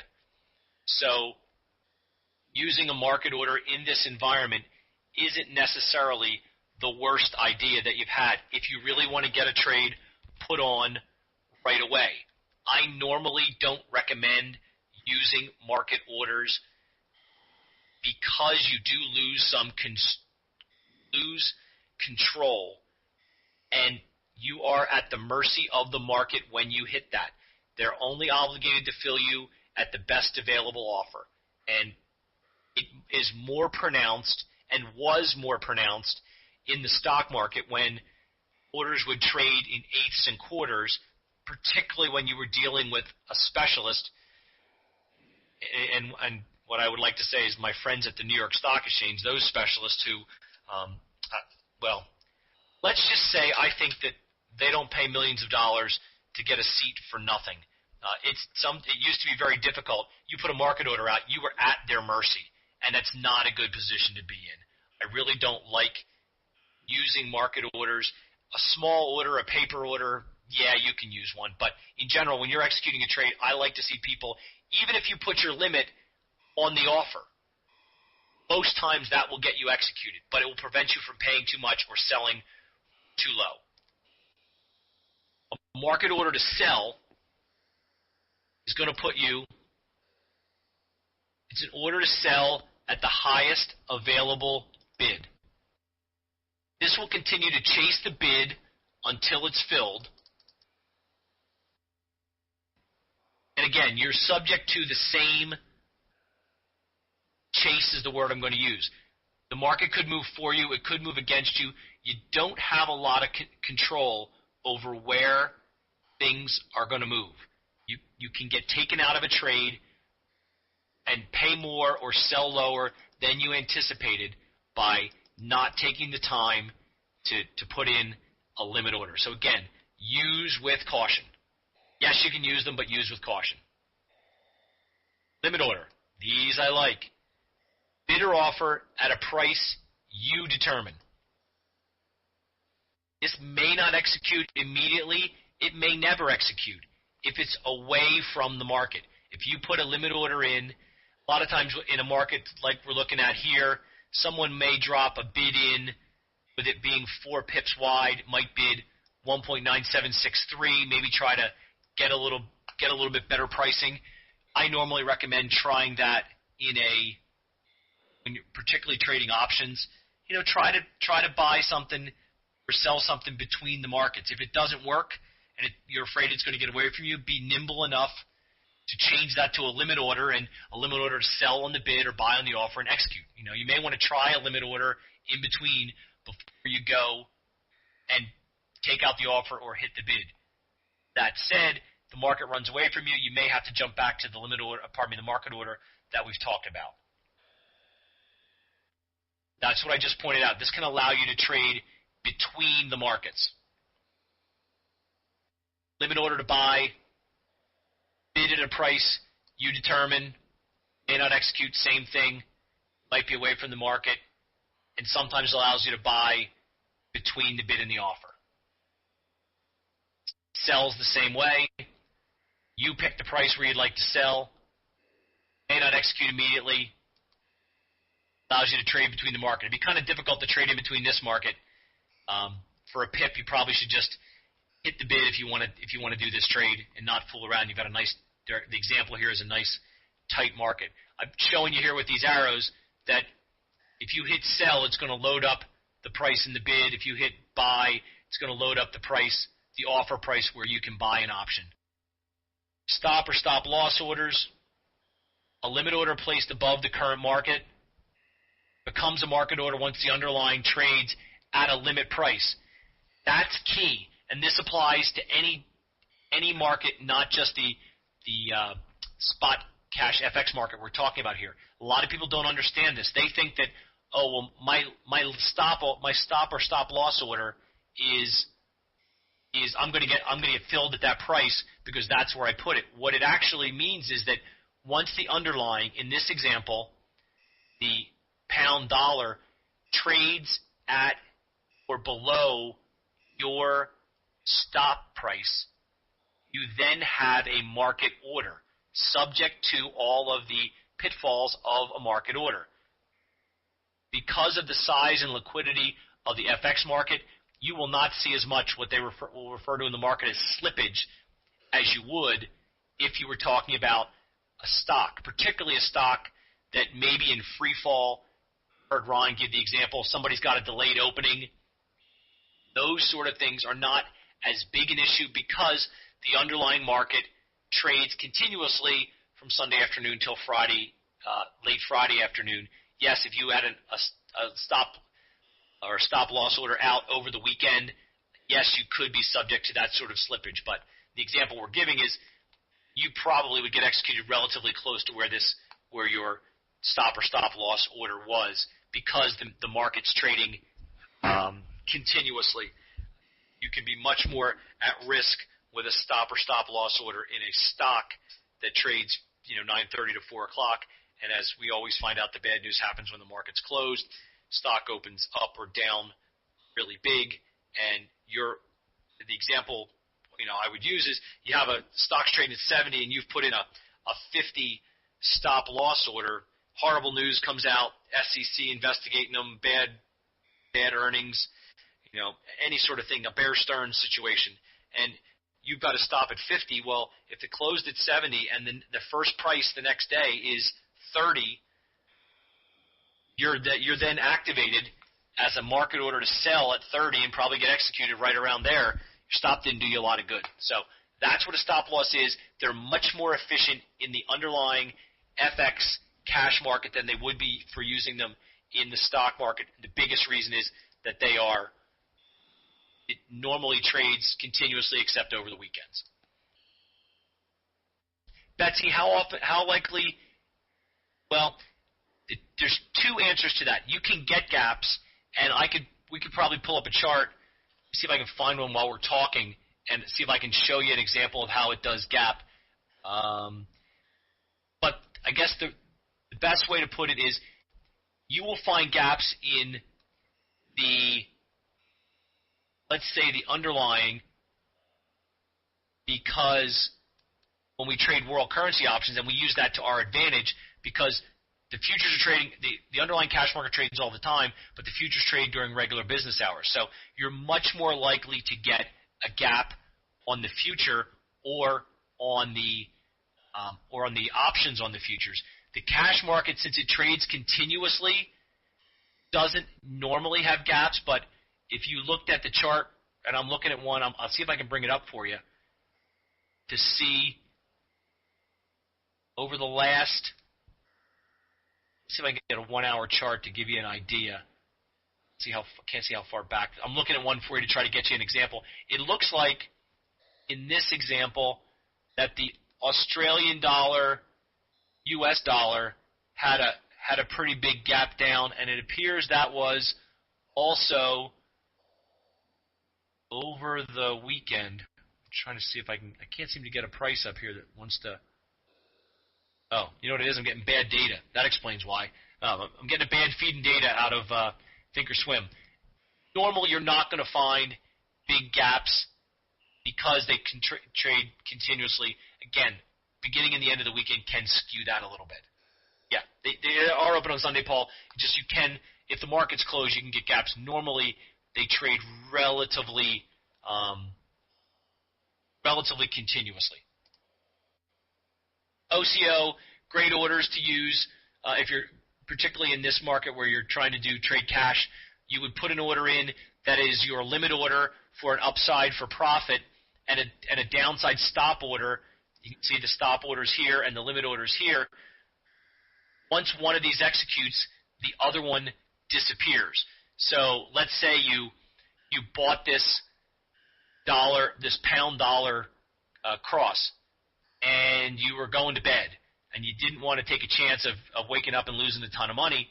You could say, okay, well, I'm willing to lose 20 basis points on the downside, but I want to try to make – actually, we'd have to change that price because that price wouldn't do you any good. You'd put this limit order above where would you like to sell, and you could send that order out there, and that order sits there.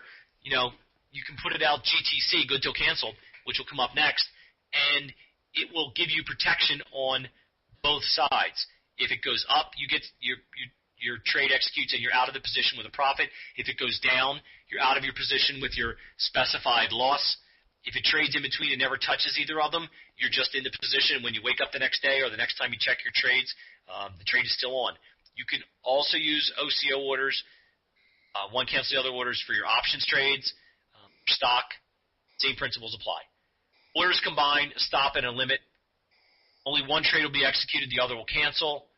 Perfect way to manage an active spot trade. This is when I've put on spot trades, this is what I use to keep an eye on what I'm doing and to go into the trade knowing here's what I want to make, here's what I'm willing to lose, and the trade is active all the time. Day order. Order stays active in the system until it's executed or to the close of New York trading for U.S. traders. You can actually, on Thinkorswim, click on this button and you can pick a market. At the close of whatever market you choose, your order will end if not executed.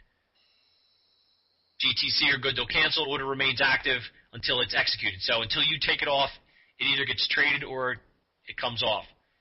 Good till the close of market. This is, again, sort of like a day order, but TOS calls it order active in the system until it's executed at the end of the trading day. You can pick your trading day. Anybody have any questions?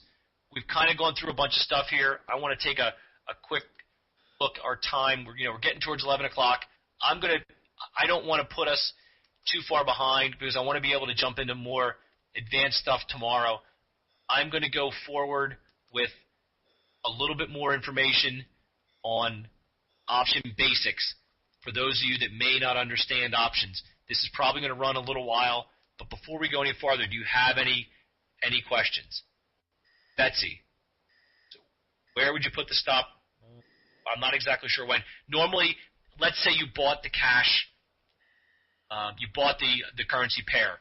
You would put a limit order above to sell to take your profit, and you would put a stop order or a stop loss order below when you're a buyer to sell out. So it's usually a stop is if you're long the trade, whatever the underlying, your stop would be below. If you're short, the stop would be above, and it's to take you out of a trade to prevent any loss, which is why sometimes people will call it a stop loss order or a stop. Yes, I do. You are vulnerable getting taken out overnight. Absolutely. Do I think the brokers are trying to clear out all their OCO orders or all their – no, but you can. But if you set the trading parameters up ahead of time and you're saying I'm willing to make 50 pips, but I'm only willing to risk 25 pips or whatever your risk parameter would be, whether you're there or not, if you were watching it and you were doing what you should do, you would take yourself out of the trade. So sometimes I think they actually almost do you a favor. And it's not your imagination. Everybody always I always think it's a conspiracy, particularly when I lose. So, you should those whether you're watching it or not, you should set your risk parameters when you start trading when you start trading FX spot, you should set those risk parameters and abide by them. And we'll talk about that tomorrow, on Wednesday, about the advantage of the discipline of money management. So, you're exactly right, Gabriel. You should – it's all part of your plan. And again, it doesn't matter whether you're trading the cash, whether you're trading the options, whether you're trading equities, the idea of having a plan. And I mean, a perfect example is just because you have a plan doesn't mean that, as they like to say in the NFL, upon further review, after the umpire, the referee goes under the little hood and checks the replay. I mean, you can have a plan, and market conditions, a lot of things can change your plan. But you should go in with a plan and at least set up the parameters, particularly when you're trading this kind of underlying, cash or spot. You should try to be pretty tight with it. I mean, we gave the example, you saw trades that we did for those of you that were at our Platinum event. I mean, I put a trade on that I anticipated being on for, maybe a couple days to catch a downside move, and I got a large return in a couple of hours, and I was out.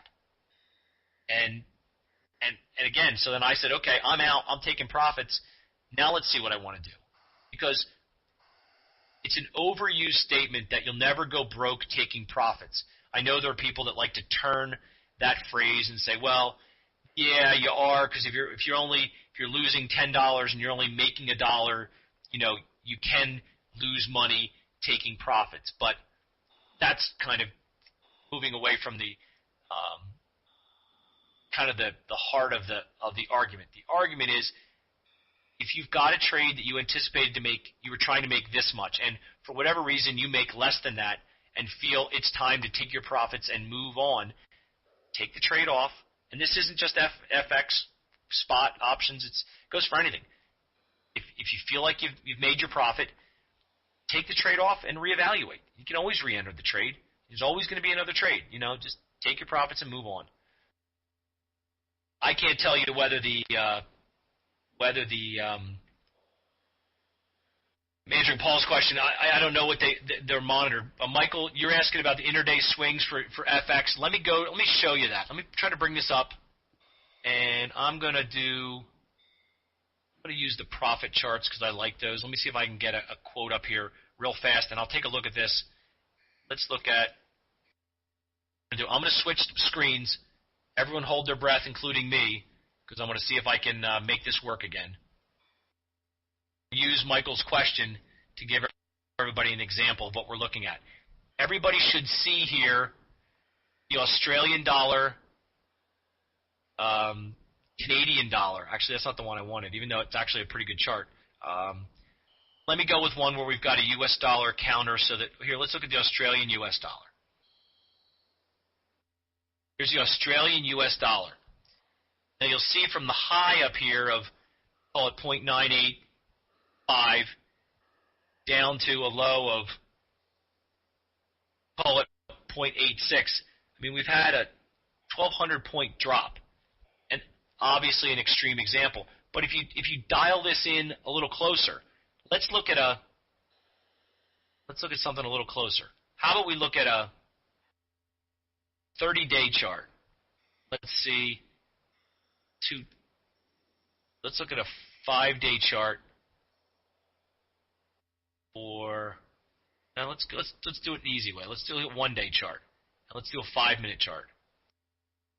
Here's the 5-minute chart since 6:20 p.m., so for about the last day. This thing's had a range of a high of about 0.869, just under there, down to 0.864. So you're looking at 50 to 80 basis points movement in these. I think Paul's probably right on that pound. The euro versus the dollar, 150 is probably a really good number to look at. Let me see if I can bring that cross up real fast so we can take a peek. Euro, US dollar. Let's do 1 day. Actually, let's take a look at this, the euro on this one. And this is, get rid of these studies. Here is the daily movement. Now, again, I'm going to preface this with this is the future. This is not the cash market. And I think Paul's probably right about 150 pips. But if we look at the last few days, last 2 months, let's look at it even a little tighter. The daily chart. I mean, these bars each indicate 158.7 up to 160. I mean, that's 200 pips. I think that 150 number is really good. This is why I'm going to switch back to the other screen. This is why we talk about making it part of your universe. The more you can make this part of your universe, the more you can understand and feel how much they trade intraday. It just makes you a better trader from the cash market or from the FX market. What I'm going to do now, guys, is we've gone over a good amount of material. We've got kind of a natural break here. It's 11 o'clock. For those of you that are experienced options traders, you understand options. This may be the time that if you choose to take a pass, go get something to eat, log off, I will not take that as any offense at all. What I'm going to do is I'm going to spend the next half an hour, whatever it takes, I'm going to go over options basics. So any of you that are not familiar with options and you're unsure about calls and puts and long and short and what do I own and all those sort of things, I'm going to go over that now. What we'll do is tomorrow night we will pick up with specifically world currency options. So we're going to make the transition from options to currency options to start tomorrow's class. So it's a good point if you're experienced and you don't want to take the time to listen to me talk about the basics of options, and I literally mean the basics of options. That this is really going to be sort of bonus time for anybody who wants to kind of get caught up. You know, I appreciate everybody taking time. If you want to stay, you're more than welcome. If you've got questions you want to ask, I am going to ask tomorrow. I am going to stay on afterwards and answer any questions as long as we need to. Maybe try to work out the kinks in this taking the mic thing.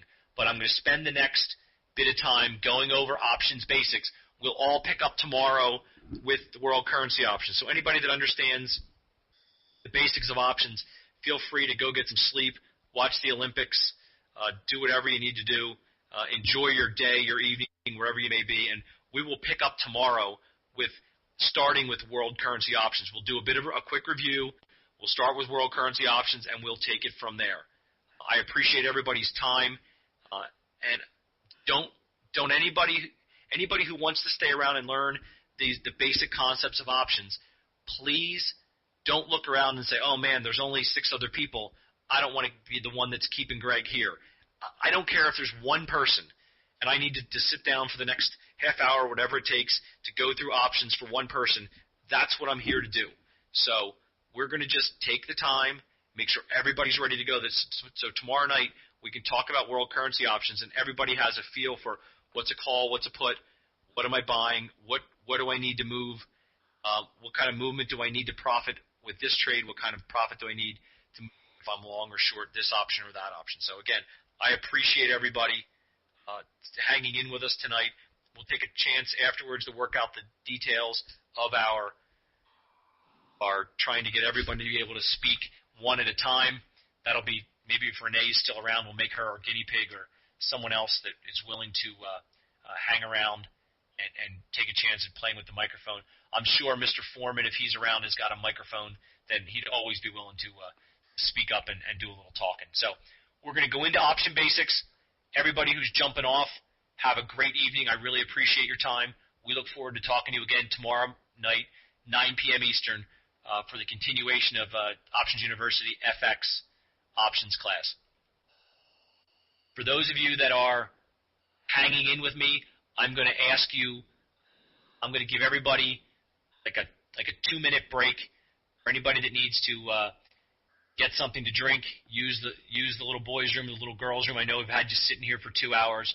I know Ron is famous for telling people that traders don't go to the bathroom. I'm well beyond the point when I could stand on the floor for 6 hours and not go to the bathroom and not get something to drink. Everyone could use a drink, and my voice could use it. So if everyone will just give me 2 minutes, I'm going to go grab a beverage, come back, and we will pick up with options basics and finish out the evening. So I appreciate it. I will be right back. Basics. I'm hoping that this will get everybody to an even playing field. We are going to be offering, for those of you that may be new to trading, or you might have some friends or colleagues that are interested in it, we're going to be offering probably the end of September. I'm going to be teaching an options and a beginner equity option course, and it's step by step through all the things you need to know to trade equity options, not FX options. What I've done here is I've taken just a bit of that information and we have set it up so that it will give you just a general overview of what options are about. What is an option? You see that anytime we start a new subject, I really like to start at the beginning. So options are contractual agreements to buy or sell stock. Again, we took this off of the stock class, so I apologize. It should be underlying security at a specific price over a given period of time. Derivative instruments. So that means they derive their value from another underlying security. The example we used here was from stock. It depends on how they are used. We don't ever recommend anyone being naked short options. What do I mean by that? Am I saying that you should never do a spread where you should never sell an option? No. But what we're saying is you should never be net short options. If you're short 5 options, you should be long at least 5 options. If you're short 5 calls, you should be long 5 calls against it. Somewhere on the board. And when I say the board, I mean the grid of options, whether it be calls and puts. There is risk if you're not spread necessarily vertically or calendar-wise, but in general, you want to be squared up. So you do not want to use these things. We don't ever want to have anybody, whether they're trading foreign currency options or equity options, selling naked short options.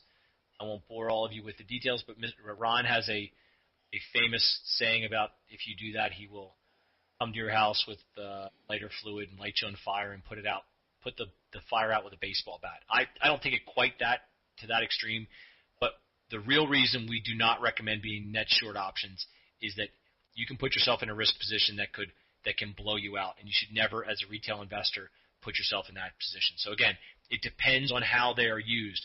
They are great, safe. They're made to be a hedge, and you can use them.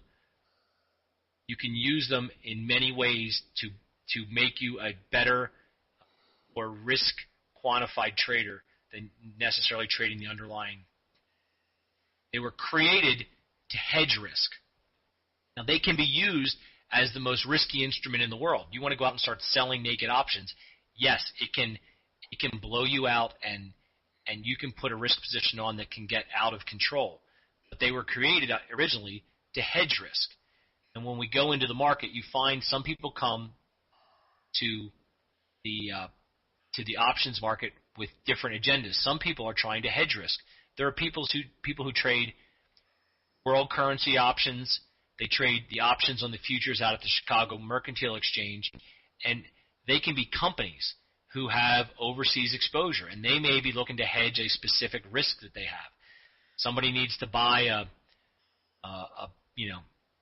a plane from Germany and they need to pay for it in euros. Well, they may find themselves in a position where they don't want to have currency risk, so they may go into the market and try to hedge that risk.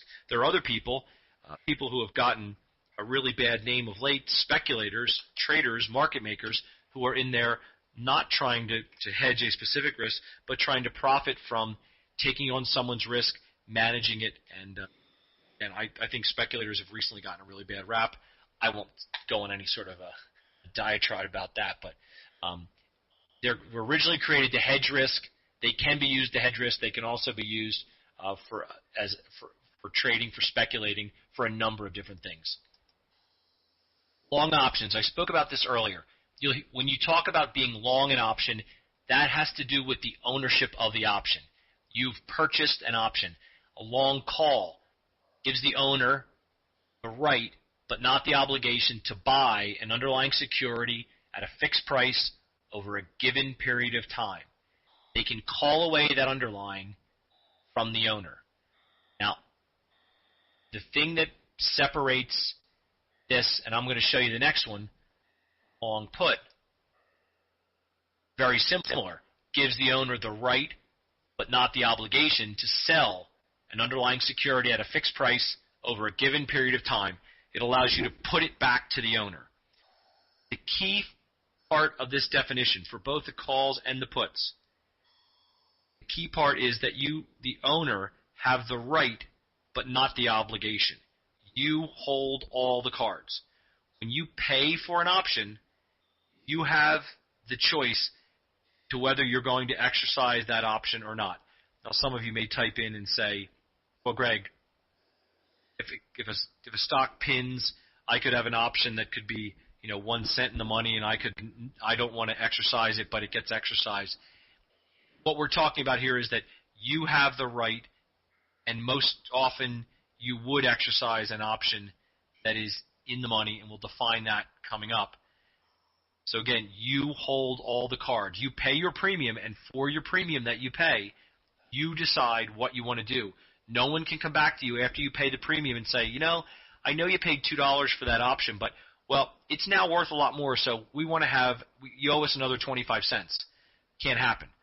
You've made a contractual agreement with the seller, and you're now entitled, because you paid the premium, to own that option until expiration, and you have the right to exercise or not exercise it. Short options.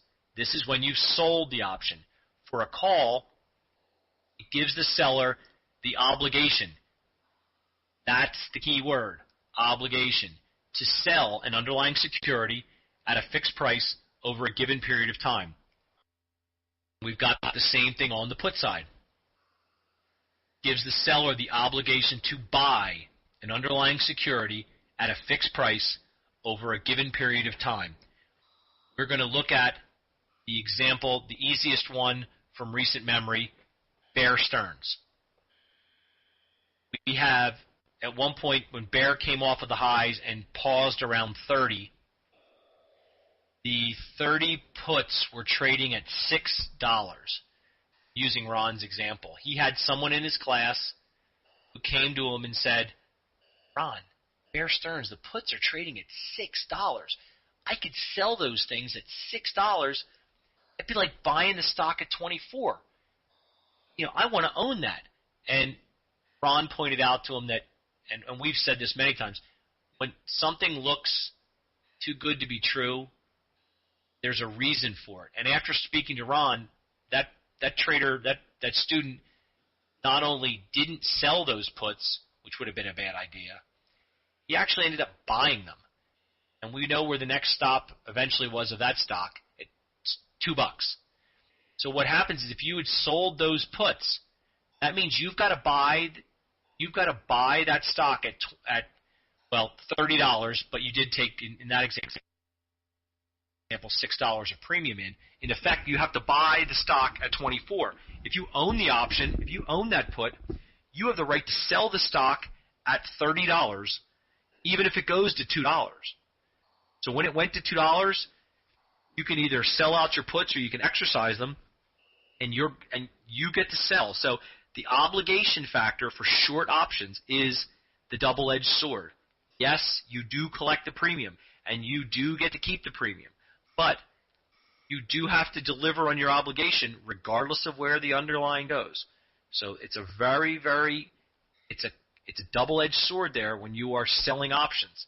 And you'll hear people will argue that, I forget what the number is. Someone can correct me if they've got a better one, but it's usually, 80% of options, expire worthless.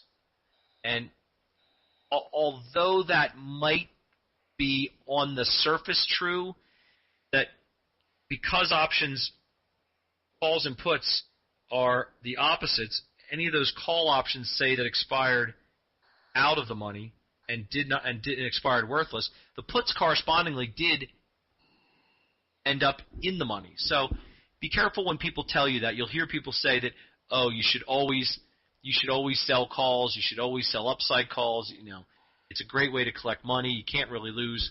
We're very leery of that because you have an obligation. Regardless of where the stock, the future, the underlying goes, you have to deliver. So particularly as a beginning options trader, you always want to be on the buy side. You want to be long the options and make your decisions based on that. You could say, well, Greg, I think a stock is going down. I want to sell the calls so I can have a short position. When I say short, I mean a position that will make money when the underlying goes down. My counter argument would be, well, that's great. If you think it's going down, why don't you take the opposite side and buy puts? You're then an owner of an option. You have rights, but you do not have obligations, and you would still profit on a downside move. So that's the clarification between short and long options. I'm going to make this really clear. It's a rights versus obligations. It's the beginning of your option trade in calls and puts. If you buy an option, you are long the position. You have the right to buy a call or sell a put. The seller of the contract is short the position. They have obligations only, and they have other things that they need to risk. They need to manage their risk with. So again, rights versus obligations is the way you think about it. You have rights when you buy. You have obligations when you sell. Here's a little box to kind of let you, if you want to jot this one down, it's an easy way to remember what are you talking about. But when you have a long call, you have the right to buy. You have a long put, you have the right to sell. And when I'm talking about buy or sell, I mean the underlying. You're short a call, you have an obligation to sell. You're short a put, got the obligation to put. Everybody with me so far? Clearing this up? I'm really hoping I get this thing figured out tomorrow and we can use the microphone. I get lonely just talking to myself. Call options. Here's a good way to think about options, particularly a call option. I'm just going to try to use examples like the gasoline example I used to define a currency pair. Let's think about call option being a coupon.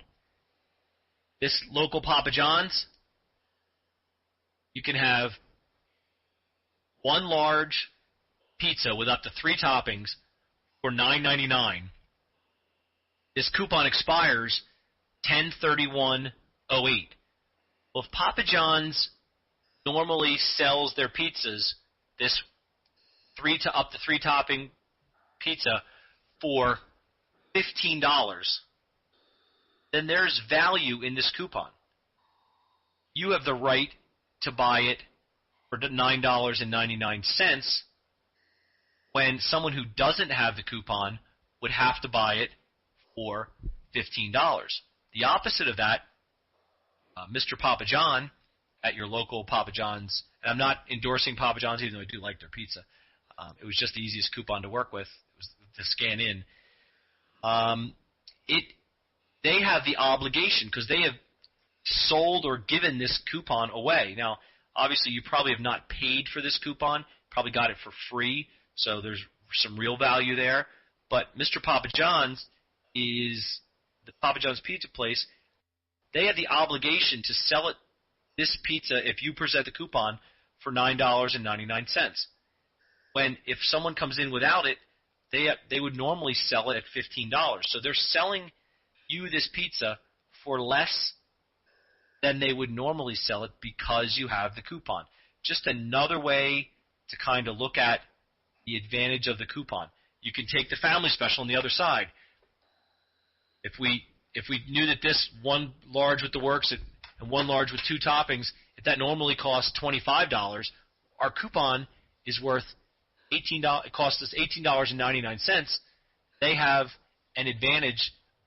You're getting a value because you can buy for less than the market, and the owner of the pizza place is obligated to sell to you. Another way to look at this, and we're going to talk about it in a little bit, is the idea of premium, and that's coming up next. Just remember that with the call option, think about it as a buy, and think about it as you can buy at this price when the market or real price normally is higher than that. If this pizza cost $8, would there be any reason for you to bring this coupon in and pay $9.99? I'll save everybody the effort of typing in no. Because if the pizza's trading at $9, why would you use this coupon and pay $9.99 if you could just walk in off the street and buy it for $8? So, again, a way to look at call options. Again, long calls have the right to buy. Short calls have the obligation to sell. It's two sides of the same trade. Put options. The example we like to use, think about car insurance. Here's how puts are like car insurance. The price you pay, it's the premium. Whether you pay premium to buy the option, whether you pay the premium to your insurance company. What does the paying of that premium get you? Well, your policy does expire at some time, either when you stop paying or at a designated time in the future.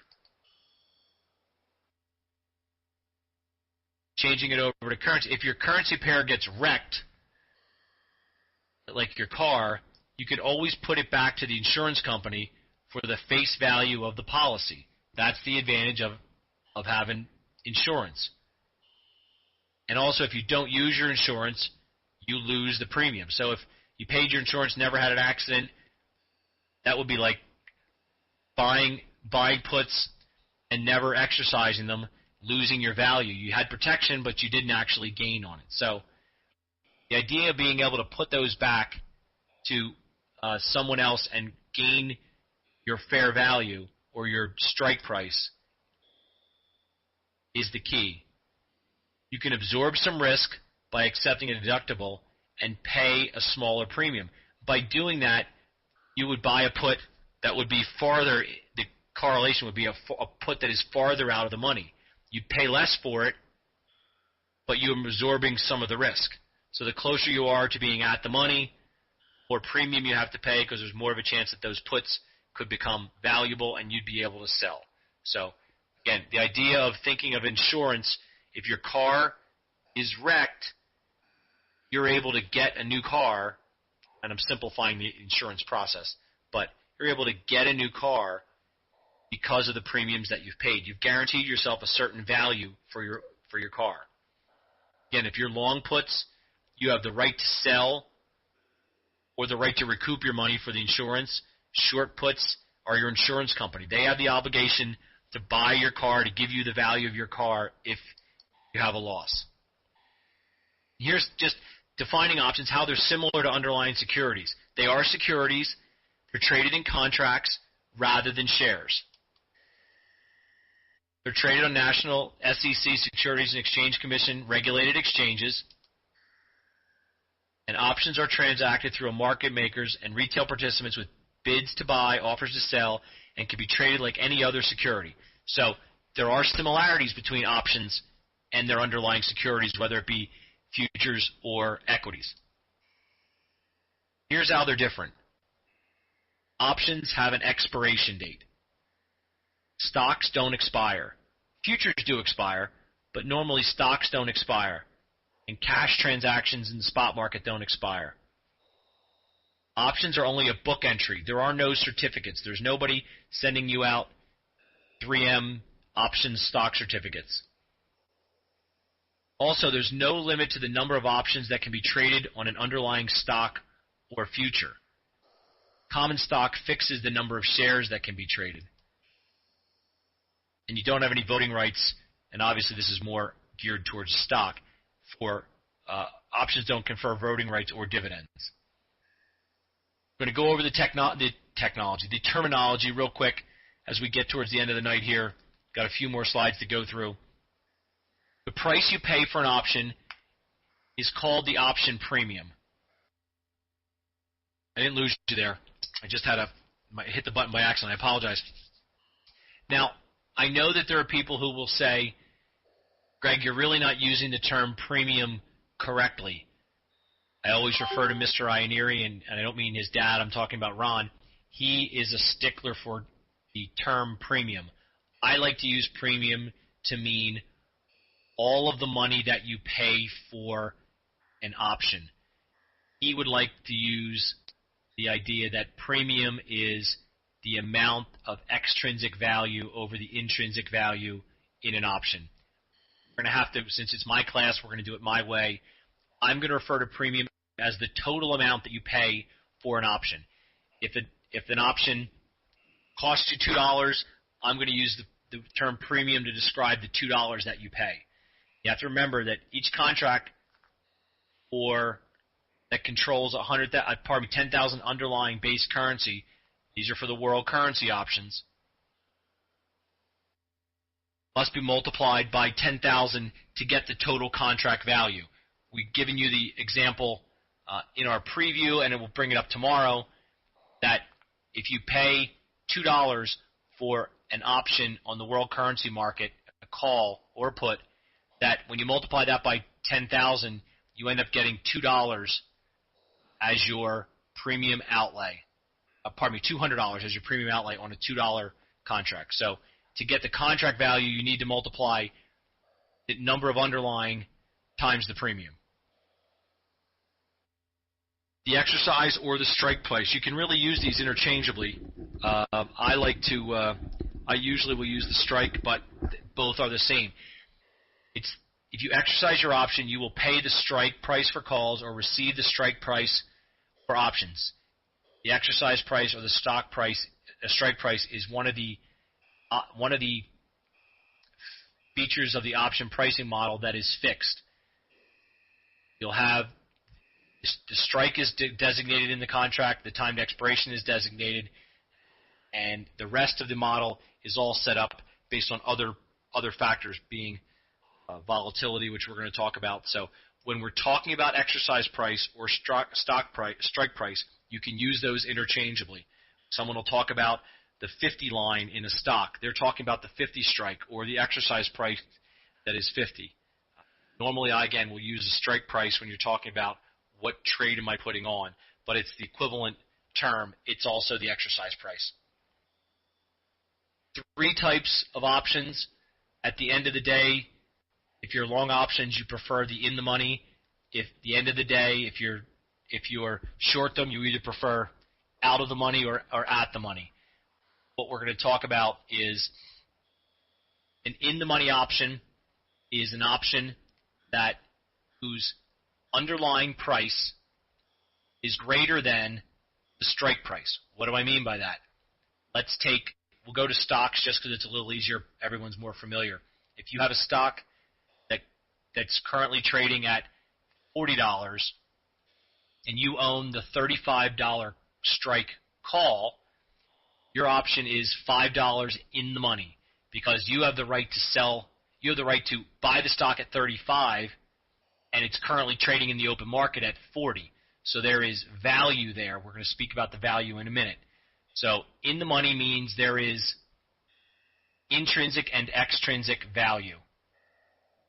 That idea is broken down. With an out of the money option, there is no intrinsic value. Taking that same example, if I owned the 35 calls and the stock was trading at 30, those 35 calls would be designated the out of the money option.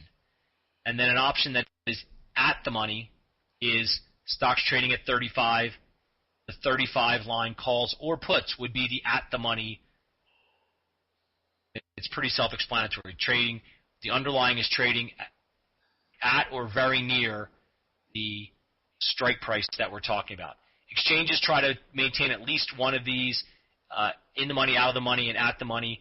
You'll have them add some underlyings will have strikes as far as you can see. Others will have very limited number of strikes. So again, we're not going over the in-depth ideas of options here, just trying to touch on some points. You'll hear us use the phrase in the money, out of the money, or at the money. In the money means there is extrinsic and intrinsic value, or at the end, it's at expiration, would at least have intrinsic value. Options that are out of the money have no intrinsic value. Any value that they have would be all extrinsic. And then at the money options, depending on which side of the strike they are, could have a little bit of intrinsic, but mostly extrinsic value. Time decay. Because options expire, a portion of their price will erode with each passing day. We refer to this as the time decay. People say, well, is that a bad thing? Well, yes or no, depending on whether you own the option or you are short the option. Can you think of an asset you've purchased that is exposed to short-term decay? Give you a hint. Anybody like me who owns a Suburban or a large SUV has seen their value of their asset decay. It's an easy way to refer back to it. But time decay relates back to the extrinsic value, and we're going to break down that for you right now so you get a quick look at what's extrinsic and what's intrinsic value. Time value versus intrinsic value. Time value can also be extrinsic value. So an option price can be broken down into two pieces. Time value, which I'm also using interchangeably as extrinsic value, and intrinsic value. If we have this $8 option, we can break it down into $5 of extrinsic value and $3 of intrinsic value. Greg, give me an example. I would be glad to. The example we gave before, stock is trading at 38. We own the 35 calls, and they're priced at $8. Again, the underlying, let me see if I can make this. I was going to try to fool with the whiteboard, and I'll end up messing everything up. Let's just walk with me on this one. You've got the underlying stock is trading at $38. You own the 35 calls. There's some time until expiration, and those 35 calls are priced at $8. That $8 can be broken down into $3 of intrinsic value because you have the right to buy the stock at 35, and it's now trading at 38. So there's $3 of value there no matter what. You also have $5 of extrinsic or time value. All things being equal, if nothing moves from that point until expiration, the stock never ticks. It stays at $38 for however long you own that option. Eventually, that $5 in extrinsic or time value will decay or disappear, and will leave you with just the $3 of intrinsic value, the difference between the underlying of 35, the option, call option strike price of 35, and the underlying price of 38. Obviously, a very simplified explanation, and we are not going to go into it any more in depth than that. If you want me to answer some questions afterwards, I will. Got one more slide here I want to wrap up. Volatility. There are some of you that are saying, Greg's going to talk about volatility, and I am going to and I could talk about volatility for a couple of days, and it's 20 of 12. Would you just please be quiet? All we're going to talk about is it's the one factor in the option pricing model, volatility, that can change independent of underlying price movement. Time is always time. There's always X amount of days from now until expiration. The underlying, yes, can move, but volatility can move independent of the underlying securities movement. So volatility is the factor. As volatility goes up, the value of options go up. All things being equal, volatility goes down, the value of your options across the board comes down. I'm not going to try to explain volatility in 2 minutes. It would be doing everyone a disservice. But in general, it's the one, and I've used the volcano as the example. It can be the thing, and you can trade volatility using options in and of itself without really concern or too much concern to the underlying security. Volatility is the component that is most misunderstood, I think, of the options pricing model. It's the thing that gets people, and it's the hardest to get your hands around. So we're going to talk about volatility as just it is a determining factor in the value, whether you're talking about currency options or equity options, any options. The volatility is the wild card. It's the toughest thing to estimate. You can always estimate how much time there is left. You can always estimate what the strike price is. You can find out what the underlying securities value is today. Where's volatility? That's the $64,000 question. So we've reached the end of the night. I'm not going to be able to zip through these slides. So what I'm going to do is I'm just going to stop it here. We're going to meet back tomorrow night at 9 o'clock. I'll show you again where you can go get. In fact, I'll put it back up here for you. Let me go back in the chat and see if I can find it and copy it to open up a Thinkorswim account. I'm also going to stay here for questions, and if somebody wants to try to play with the microphone, and we can see if we can get that working. If not, I will drag Ryan back into the room tomorrow afternoon. There's where you can go if you want to open up a Thinkorswim account to start playing with it. Everybody, again, try tomorrow night. Hopefully that link that I've given you over here will allow you to log in with your username and password. It's not a huge deal if you don't. I'll just keep accepting everybody in to the class. But I appreciate everyone taking the time. I don't want you to think that is the extent of options trading. We literally have a 4-night course that goes over the basics of equity options. Because this course is an FX options course, I felt we needed to at least address the concept of options because we haven't really had another course that talked about FX options. If you have any questions, email me. Let me put up my email address. It's gmcdermott@optionsuniversity.com, and if I could spell my own name, it would even be better. There it is there, and I'll even put it in here for you guys in the login window. If anybody has any questions, you feel free to type them in. If not, everyone have a great evening. I look forward to seeing everybody tomorrow at